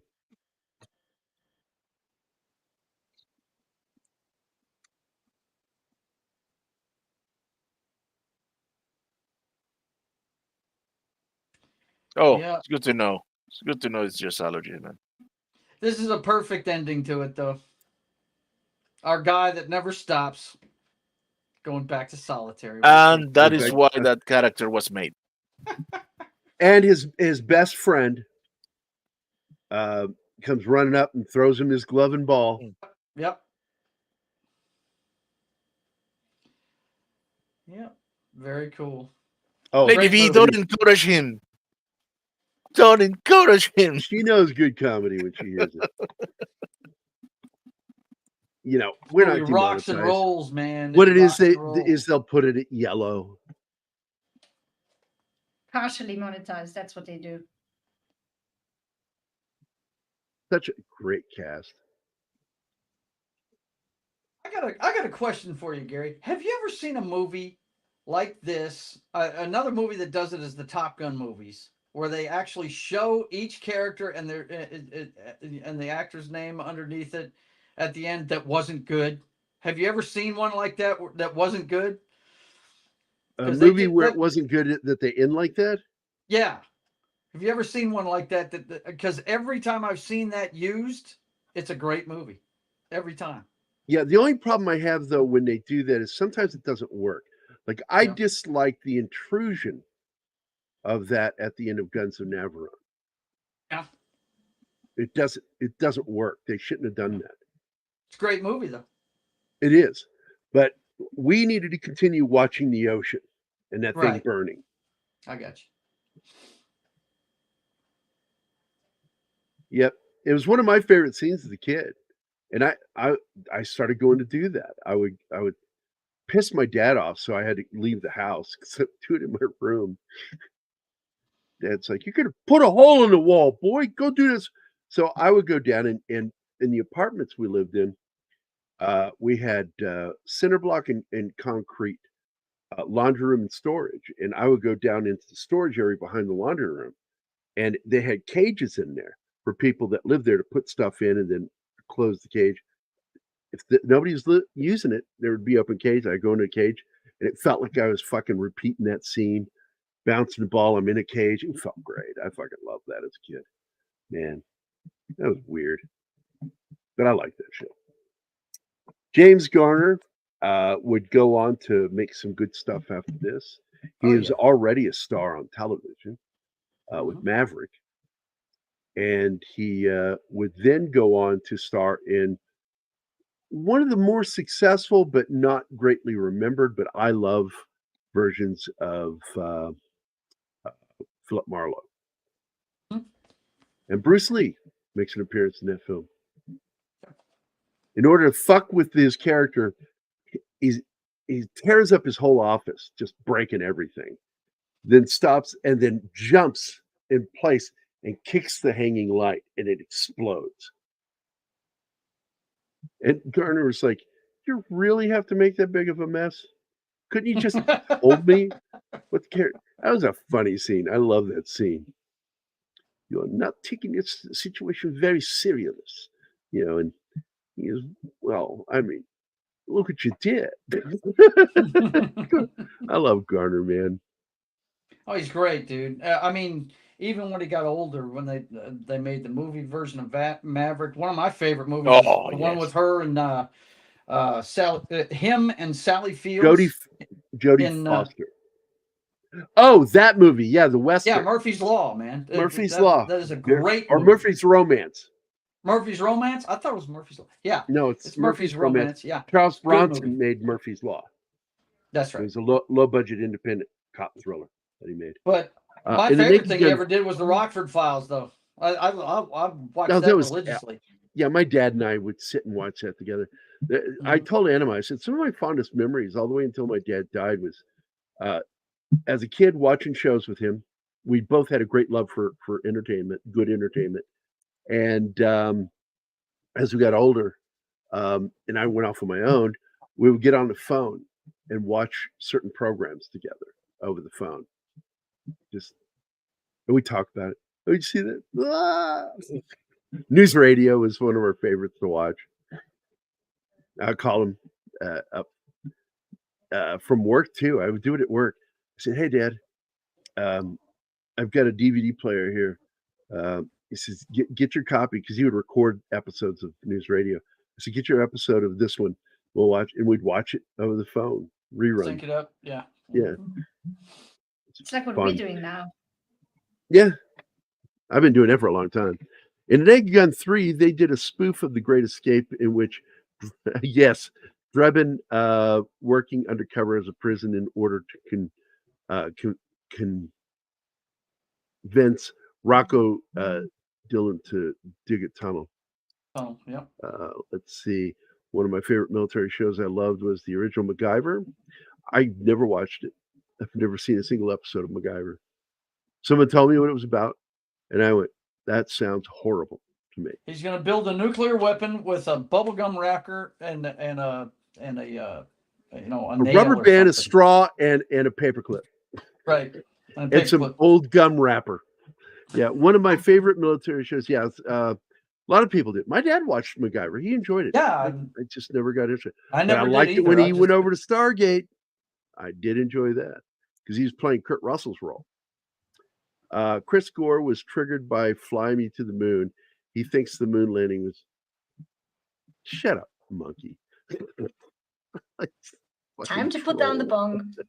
Right. Troll. No, he's just being a troll. That's fucking good.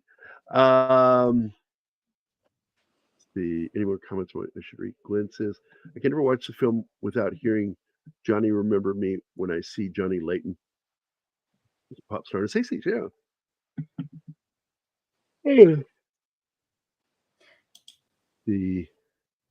Are you finally getting tired? Charles Buczynski. That's right. That's a good one. You got that one. Let's see. Just trying to read. 5 years later, Steve McQueen would appear. Yeah, Bullet. Love that movie, man. Bullet. Something else. It is the father of modern chase films. Yeah. The Chase father was iconic. of Yep. modern comic buddy cop film is the movie Freebie and the Bean. Both came out a year and a half apart. There's some great chase scenes in that movie too. But it came out a year and a half later. But it was that gave birth to the buddy cop films, and it was really good. And basically, buddy cop films, what they did is they took the friendship of the two comedic lead characters, Abbott and Costello, Stan Laurel, Oliver Hardy, stuff like that. Made them cops. And turned them into cops. Yeah. And it worked, man. Fucking worked. We got any other ones? McCallum's career. Yeah. I remember reading about that too. I brought that up when I saw this earlier, that he was career driven, and he still was. He was hyper focused on building his career.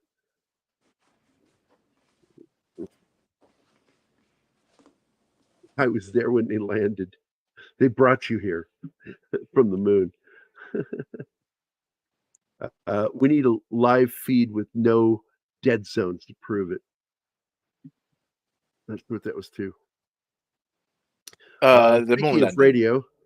I don't know if you guys know this, but there was a TV series called Remember When. Yeah, radio station When, which paid homage to those classic 1930s and 40s radio series. Yeah, and When was spelled in the way that a radio, WENN. But anyway. That's it. I hope everybody had a good show. Enjoyed that. I love talking about these movies. Even though we do sometimes go off on tangents, it's fun to talk about this. Any other highlights you want to bring up from that documentary, Martin? Okay. Yeah, I hadn't watched it in forever and watched it this morning. And yeah, great movie, man. Okay. I'm gonna have to use the link that I used before. Were all of those guys huge stars at the time, or were some of them up and comers? I mean, Steve McQueen this film secured him star status. He was becoming a star because of what he did with Magnificent Seven. And Richard Attenborough had been around for a while, right? yeah, he was a serious actor. He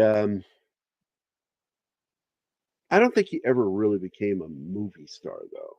Oh, He was just a no. serious actor. Mhm. Well known, but he was not a movie star. The movie stars in that were Bronson, McQueen, Coburn, and Garner. The rest were great actors. Oh, there you go. Thanks for sharing that with us. There's the link for the documentary. I'm And it looking is forward really to watching it. worthwhile. One day during the making of the film, the police in the German town where the film was being shot set a speed trap near the set. Several members of the cast and crew were caught, including Steve McQueen. The chief police told McQueen, "Herr McQueen, we have caught several of your comrades today, but you have won the prize for the highest speed." McQueen was arrested and briefly jailed. Yeah, Germans don't fuck around when it comes to that. You can be American in a movie crew all you That's want. classic. You go over man. the speed limit, they have your balls. And then they made the Autobahn. Right? Then they make the Well, Autobahn. That's the highway. The highway doesn't have a speed limit in some regions, but normal streets they do, and they are very strict. Austrians Very too. strict. Very strict In this about speed movie, limit. German? several Strict? Americans, No. including Hilton Hindley, were amongst the escapees in real life. That's interesting. Hilton Hindley that are in the movie were actual escapees from that camp. place. Yeah. The real camp can be visited to this day in Sagan, Poland. Yep. It's a ruin now that's mostly used for archaeological purposes, which the video talks about, because they found the third tunnel.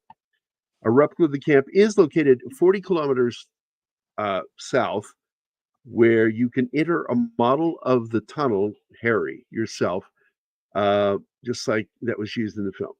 They confuse the actual names of the tunnels in the movie. Charles Bronson, who portrays the chief tunneler, brought his own personal expertise and experience to the set from having been a coal miner as a child.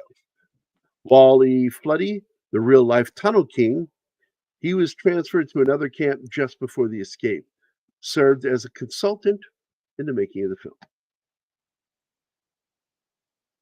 Several cast members were actual POWs during World War II. That would include Donald Pleasance, Hans Mesner, Teal Kiwi, and Hans Reise. That was 3 Germans and one Englishman. During idle periods, while this movie was in production, all cast and crew members from Steve McQueen and James Garner to the production assistants and obscure food service workers were asked to take thin 5-inch strings of black rubber and knot them around other thin strings of black rubber of enormous strength, and this was to make the coils for the barbed wire. According to David McCallum, the barbed wire in which Hilt Stephen crashed into was made of that rubber. So thanks for doubling up on that story, IMDb.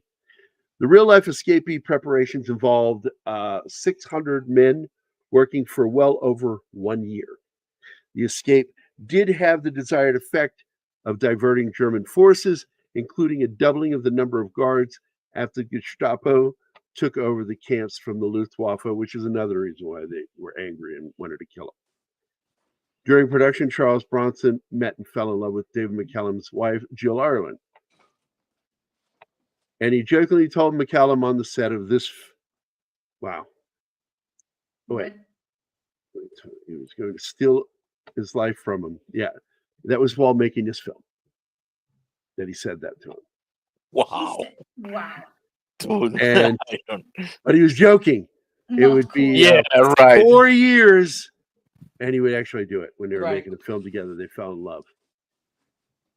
Donald Pleasance was an air crewman in the Royal Air Force. During World War II, his plane was shot down, upon which he became a prisoner of war and was tortured by the Germans. When he kindly offered advice to director John Sturges, He was quietly asked to keep his opinions to himself.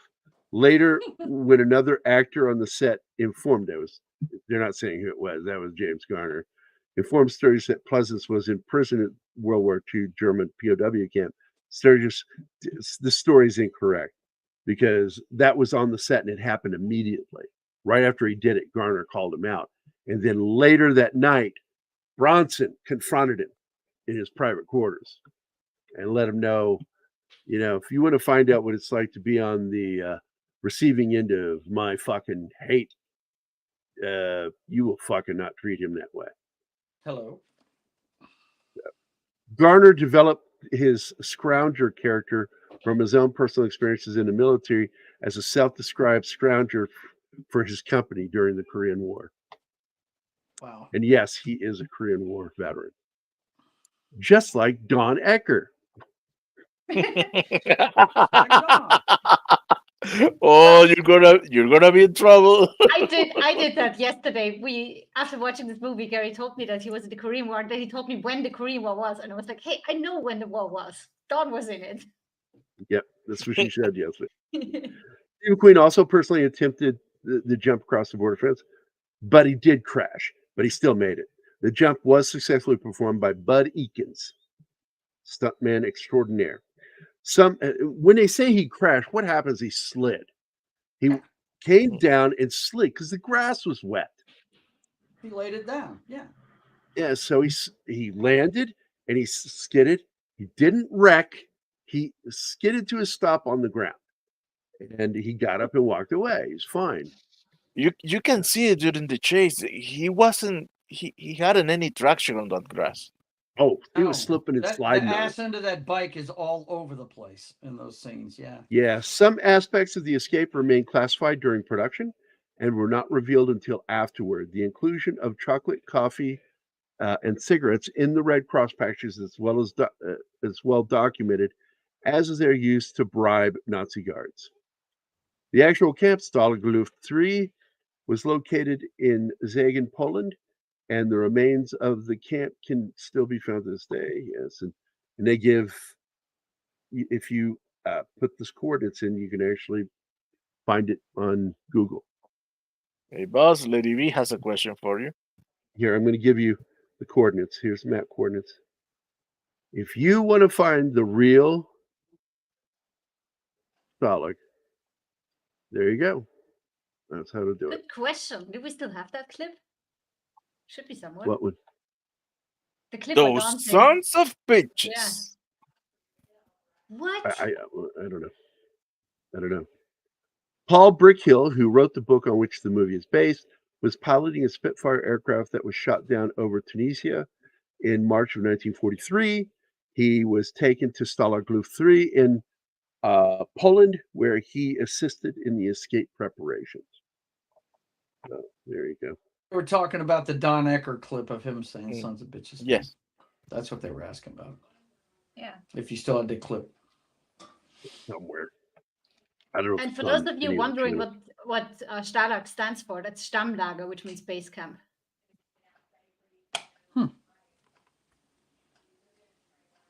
And Luft, of course, because the air guys were there. Okay, John Layton, who played Willie the Tunneler, was one of the most popular UK singers in the early 1960s, which you brought that up. Wow.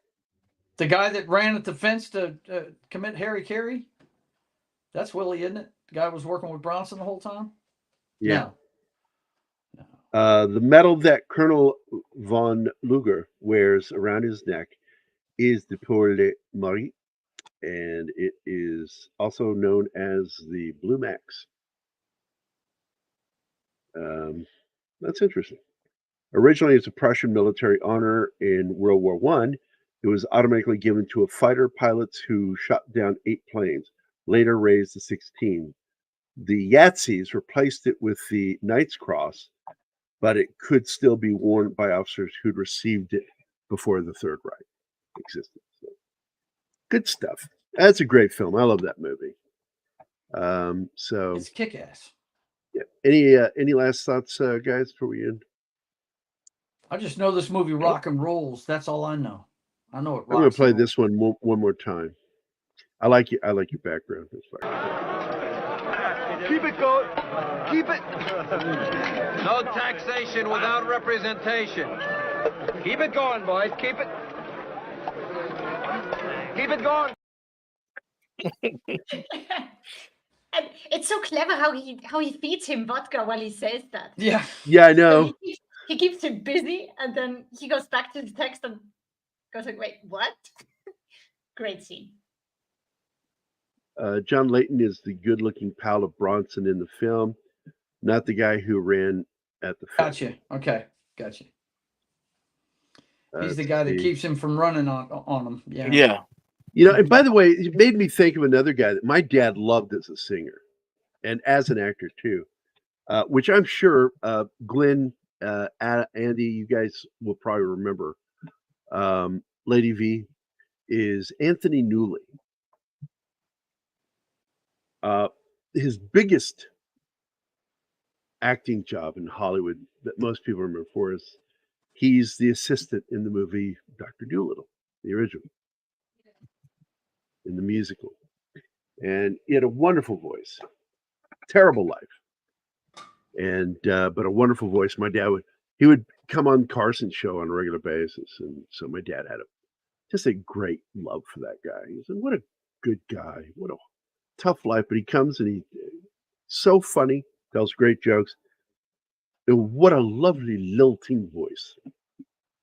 Because as I recall, I think he's Welsh, and that's something about the Welsh is they apparently are inordinately good singers, like just so many of them compared to like other cultures. You know, it's like just like crazy number of Welsh people sing like mad. Newley's biggest acting role was being married to Joan Collins. Yeah, and that was the trauma of his life, the shit that went down between him and her. Yeah, I loved Anthony Newley as a kid. He's in a classic sci-fi film. I forget the name of it.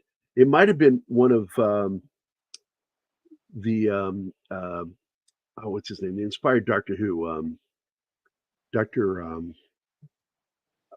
Oh my God. And the Pit. What is his name?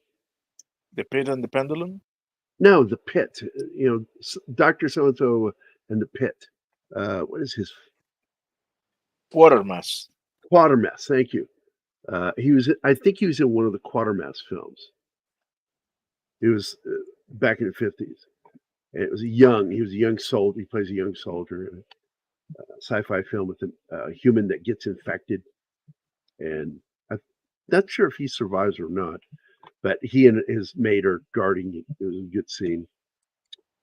It's your memory. I have such a weird memory for stuff. You I should are look weird. that up. Not just your memory. Can't remember what we do 5 minutes from now. No, but it's 5 minutes ago. But stuff. we can remember shit from before we were born if it's trivia, right? Shit. Well, Yeah. I had that with House of the Dragon. I had no time to prepare. Gary made me lead through a show, and I was pulling stuff out of thin air, remembering stuff from like 2 years ago. And then I can't remember watching a trailer 2 days ago. Yeah, right. It's weird how the brain works. It is. I always tell everybody it's too many left-handed cigarettes for me. My short-term memory is shot. Oh, that's interesting, Glenn. That's really interesting. He wrote the theme song, Goldfinger. Really? Now, agreed, it's one of the least popular Bond songs, but it was sung. That wasn't. That was Lulu. Goldfinger? Lulu sang that, as I recall, right? Didn't Lulu sing Goldfinger? Not Shirley Bassey. I think it was Lulu. No. Shirley Bassey was Goldfinger. So it was. Okay, then what was the one she sang? Because Lulu sang one of the Bond songs. I don't Can't remember. Oh, this is interesting. Oh, he was also Man with the golden gun. The man with the golden gun. Man with the golden gun. I knew gold was in there. He played the Artful Dodger in the 1948 classic Oliver Twist. That was one of the things I remembered him from as a kid.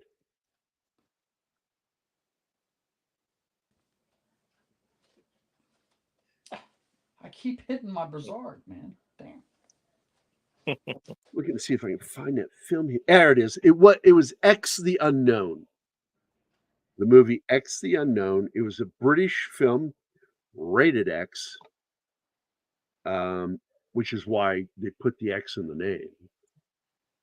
And that was a good film. Yeah, Anthony Newley plays one of the guards in that film. Directed by Jimmy Sangster. Stars Gene Yeager, Edward Chapman, and Leo McKern. You know Leo McKern because he's the one who went one-on-one with the prisoner in that final episode, Anima. Prisoner, remember, has a heart attack and then gets revived. No. Prisoner, he's seeing you. Oh, that, yeah. Oh God, that was so weird. And you know, something that always cracks me up is they would do color posters, but for black and white movies. I always thought that was weird. Yeah. I mean, like, you know, Jack Kirby Technicolor posters, man. And the whole movie's in black and white. Yep. Yeah, it was because I knew it was it had gold in it. I'm like, are you sure? And then it was like Man with the Golden Gun. That's it. That's why it was stuck in my head because that's the one that Lulu sang. David Bowie based his vocal style on Newley. Not surprised. You know, a lot of people don't know this is that there was a contest between songwriters to write the next hit for Frank Sinatra. And David Bowie wrote Sinatra a song, and it got rejected. Called "Life on Mars." I'm sure Frank looked at that and goes, "The fuck is this? What the fuck is this?" Yeah, the chairman of the board ain't singing about another planet. Baby, I'm not hell? singing it, baby. No, No, it ain't baby. happening, baby. Not today, baby. Frank Sinatra, my God. But then later, you know, David Bowie would get to do a duet with Bing Crosby. Yep. That's a classic. Little Drummer Boy, wasn't it? Yeah, no, it's Do You Hear What I Hear? Yeah, that's right. That's right. Okay. Classic. And it's beautiful hearing, because don't get me wrong, I enjoy Bing Crosby, because Dean Martin is, people would say, oh, he's friends with Frank Sinatra, so he kind of was influenced. No. Dean Martin was influenced by Bing Crosby. He sang like Bing Crosby. Yeah. So Bing Crosby had a very good voice.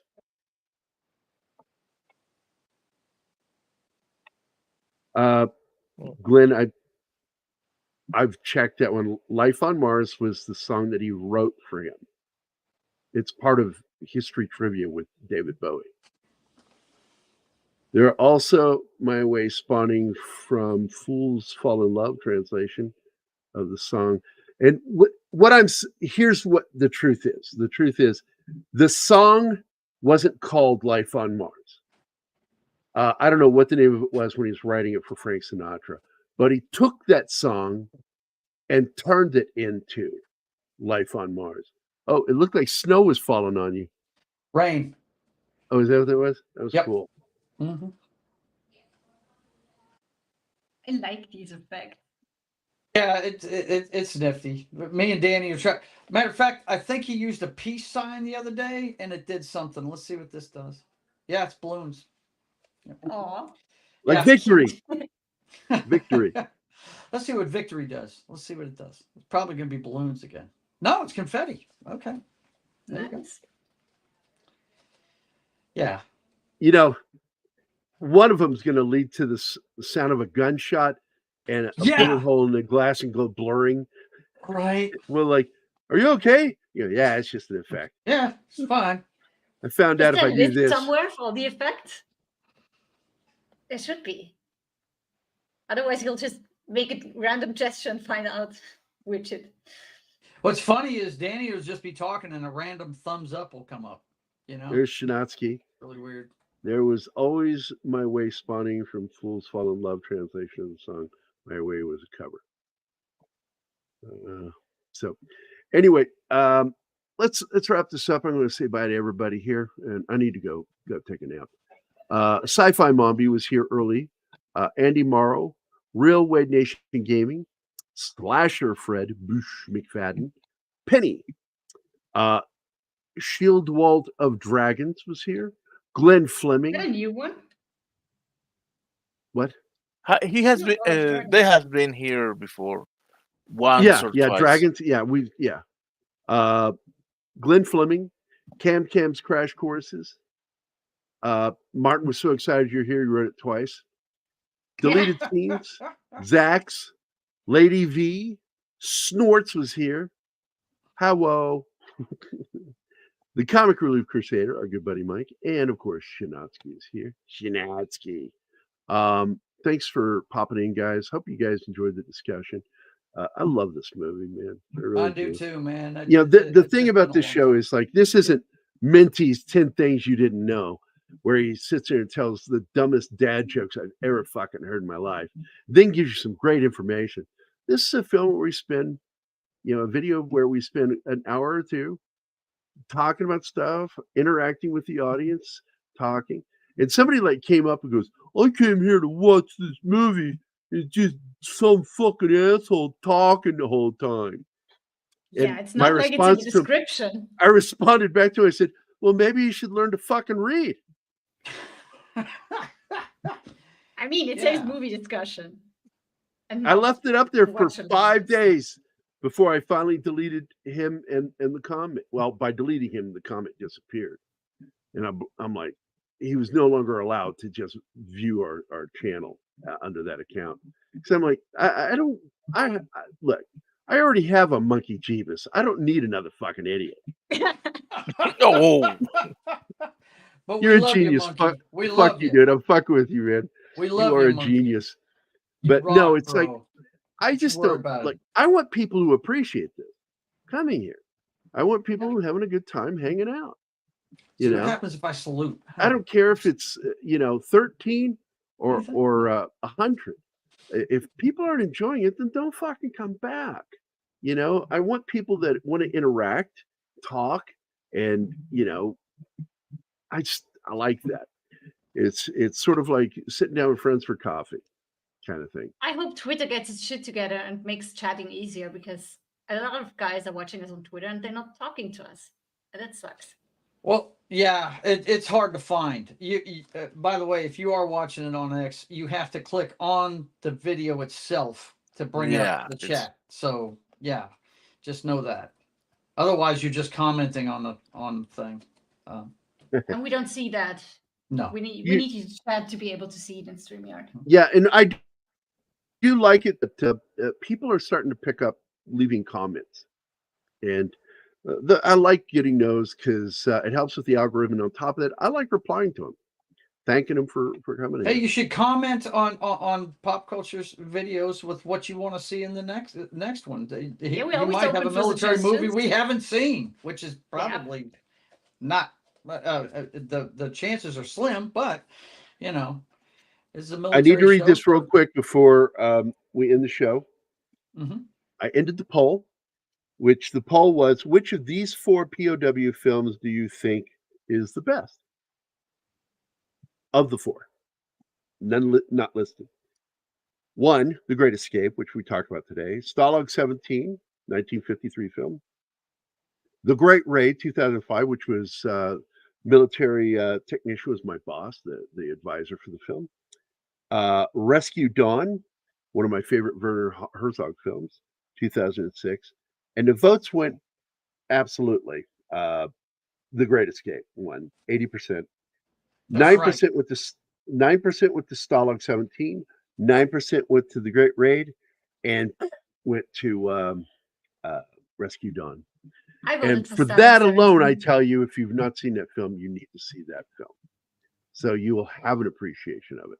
It's a tough film to watch, not because it's boring, but because it's a tough film to watch. Because you know that what's happening on screen happened to these guys. And he was pretty factual with a lot of it. Some of it he's gotten some criticism on from family members. They said you weren't right here or there. But overall, I would say the film is 90% accurate historically. So, Rescue Dawn, Christian Bale, Steve Zahn, very good film. So that's it, guys. He gives it 2 thumbs up, boys and girls. Check it out. I give it 2 Charles Bronsons. Oh, 2 extra fists. Yeah. So that's a whole lot of fists coming out. A whole lot of fists. Oh my God. Somebody end the show, please. Oh, why? Are you worried it's going to be? No, don't. What? Don't go there. Where? Someone is. Where? Am I missing something? I don't know. I'm confounded by this. No, I'm you're not. Flummoxed by it. I'm You befuddled. started talking about fists, Gerry. I like using all No! these different words that mean the same thing because some of them are new words for Anima. She's never heard. Like she loved it when I said befuddled the other day. It wasn't a new I like word. It wasn't a new word, but yeah, I'm not used to hearing it because people are not using those anymore. You use old words. All right, don't forget later tonight I will be on with Don Ecker after I wake up from my nap. So I hope everybody had a good time, and thanks. Come back again next week. What are we watching next week? I don't know. Hold on. He had the whole list up for July. I don't know. I forget. Have you? I do did know you set that up anything? in the next few weeks I want to do a film for Don High in a Ecker. row.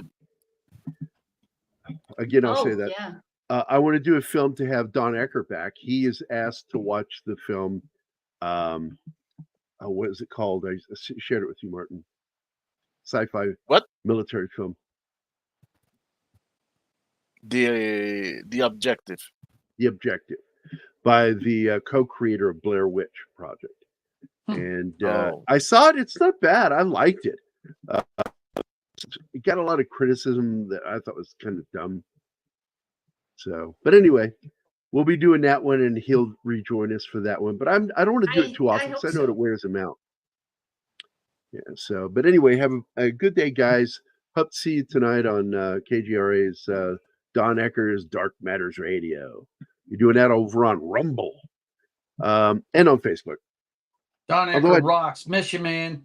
I think they do it on Twitter too. I think it's on Twitter too. So, but Yeah, I think they just dropped. They just dropped YouTube for reasons. So. And yes, thank you for doing it, Lady V. Happy birthday, Wade. I hope you have a good birthday, my friend. Deleted Scenes, you're back again. Good seeing you guys. All right, let's play this outro. It's in here somewhere. Oh, I forgot. I was supposed to play something today. This is another song dedicated to my friends and veterans. So I'll let you hear a little bit of it, and then we'll end the show.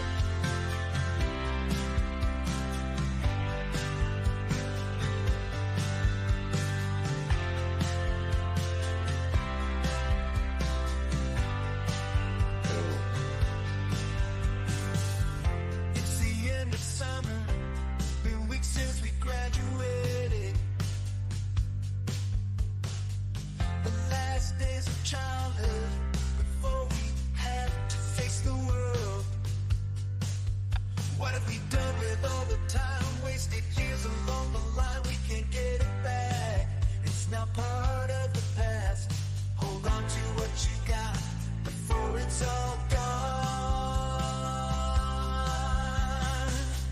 We were only 17, and though we shared a dream, we all got lost along the way, finding our way back from that summer day. 17, we can never go back.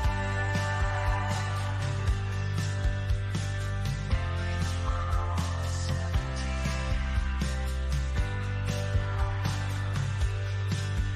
We were young and thought it would never end, hanging with all our stupid friends. One day we all walked away. So I hope you guys enjoyed that, a little sample of the song. Great stuff. Man. It's dedicated to my three best friends grew up with, Mike Beatty, Jim Woodward, and Vic Armstrong, all veterans. Victor served in the United States Marine Corps during the Gulf War, and Jim Woodward also during the Gulf War served U.S. Army. Mike Beatty served back in the 80s because he couldn't wait for the war. Both U.S. Army, all of us veterans, best friends, grew up together. And just that song was about memories of that last summer before we had to become adults. Is Jim going to join 18. Us again soon? Now, Michael didn't turn 18. That's why I can actually get away with that song, because technically we were turning 18 that year. Talking about the year 1982. But Michael is a year younger than Jim and me. And I'm 5 months younger than Jim. And and Vic is 2 months older than me. We're all three of us are the same age, but Mike Beatty's a year behind us. But he was one of our best friends. We just hung out all together. We go down to the river in Fredericksburg, Virginia, and just swing off vines, dude. Not ropes, vines. They had vines growing out of those trees. And, we had this weird stuff, kudzu and some other stuff that would overgrow plants. They leave these vines behind. When the plants would die seasonally, they'd leave vines, and we'd wrap them around and fucking swing on those things like Tarzan out into the river. That filthy fucking river. Rappahannock River. So gross. But anyway, I hope you enjoyed the song. You've been called out. Release the Anima song. The Kraken? Release the Kraken? What song are you talking about? It's on YouTube. The one about us is on YouTube. It's Closer to You, Closer to Me. No, the other way around. Closer to Me, Closer to You. That is. Well, awesome. I don't have it. If one of you guys wants to pull it up, I'll give you the link to it. YouTube. They can go on YouTube and find it themselves. Yeah, that was one of the songs. Yeah, fuck you guys. Not here for your needs.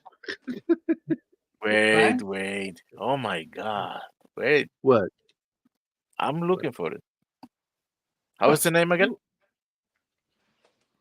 Anima? Closer to Me, Closer to You. Closer to Me, Closer to You. One of the songs that you inspired. The one I wrote for you is a song for you. Yeah, but that one is about how we started, and it made me cry when you played it for me.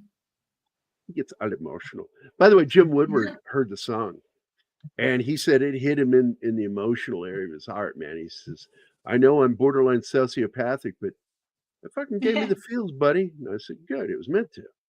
That was a song I wrote specifically for my friends. Do you want me to put the link in the chat or load the movie? What I want you to do is put the tomato between your knees. God damn it. Yeah, go ahead, put it on there. Put the biscuit in the basket. Put the lotion in the basket. Biscuit in the basket. Put the biscuit. Oh, I like that one. Put the biscuit in the basket. That's what they say in hockey. Put the biscuit in the basket. Put the lotion in the basket. Or you get the hose. While we're waiting for him to build a house, I'll go ahead and play a little bit of this one. Fuck you! Oh, Mike was kidding? Oh, there you go. And Lady V, I got more than one song. There you go.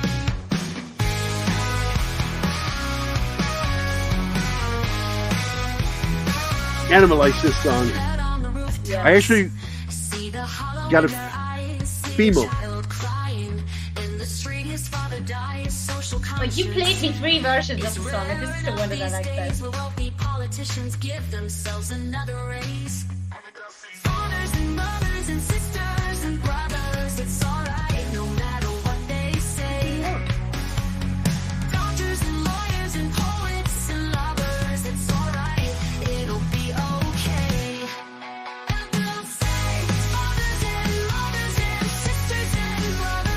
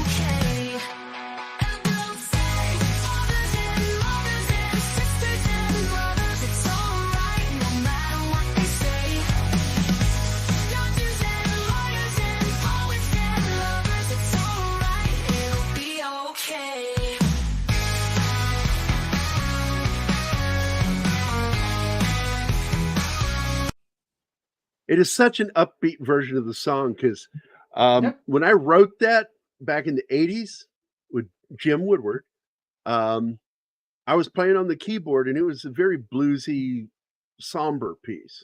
It's meant to be kind of dark, you know. And later, after the incident with Rodney King, I brought the song back out and started working on it again.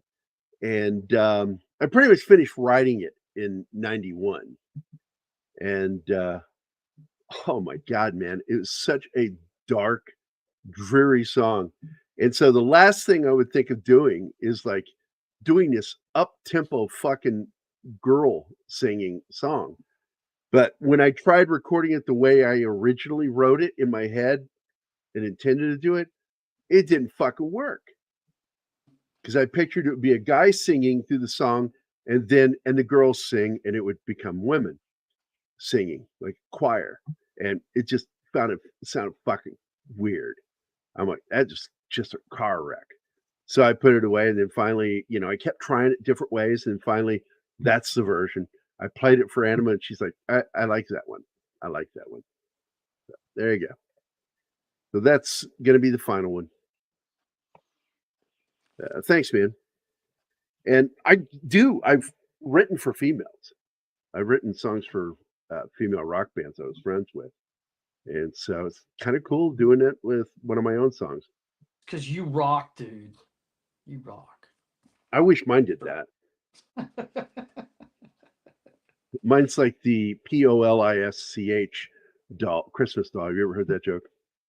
No. We'll call it Welsh today. The Welsh Christmas doll. And, or Irish. So I'm more Irish than I was. So Irish Christmas doll. And so this guy told the joke to me, and so I'll pretend he was Irish. He says, the Irish Christmas doll. Oh, let me tell you about it. It's amazing. You got to go to an Irish toy store, and in the very back on the wall where all the dolls are, you'll look and you'll see the Irish doll, and you'll order it, and you'll take it to the counter, and you'll pay whatever it costs, $7. And then you take it home, you wrap it up, you give it to your child. And the child gets it on Christmas morning, and they tear into it, and they see the doll, and they're all excited by it. And they rip open the box, and then they find that there's a key for the back of the doll. And where you put the key into the back of that doll, okay? And you crank it up, and you crank it, and you crank it, and you sit it down, and it just farts.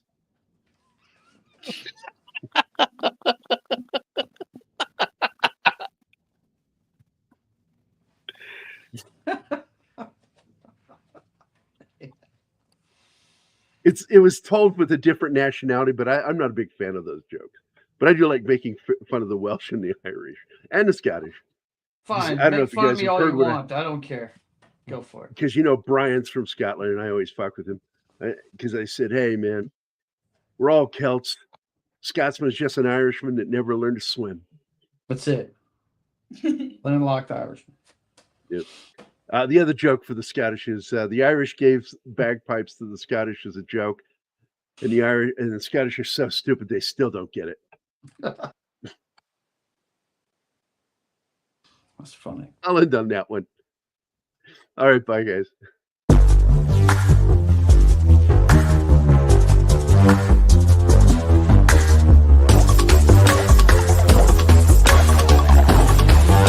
Every Monday at 10 o'clock Standard Time for more Military Monday.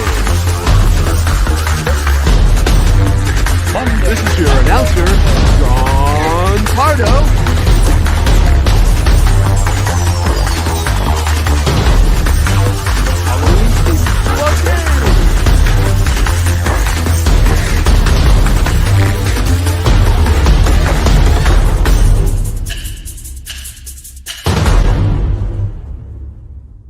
Shalom.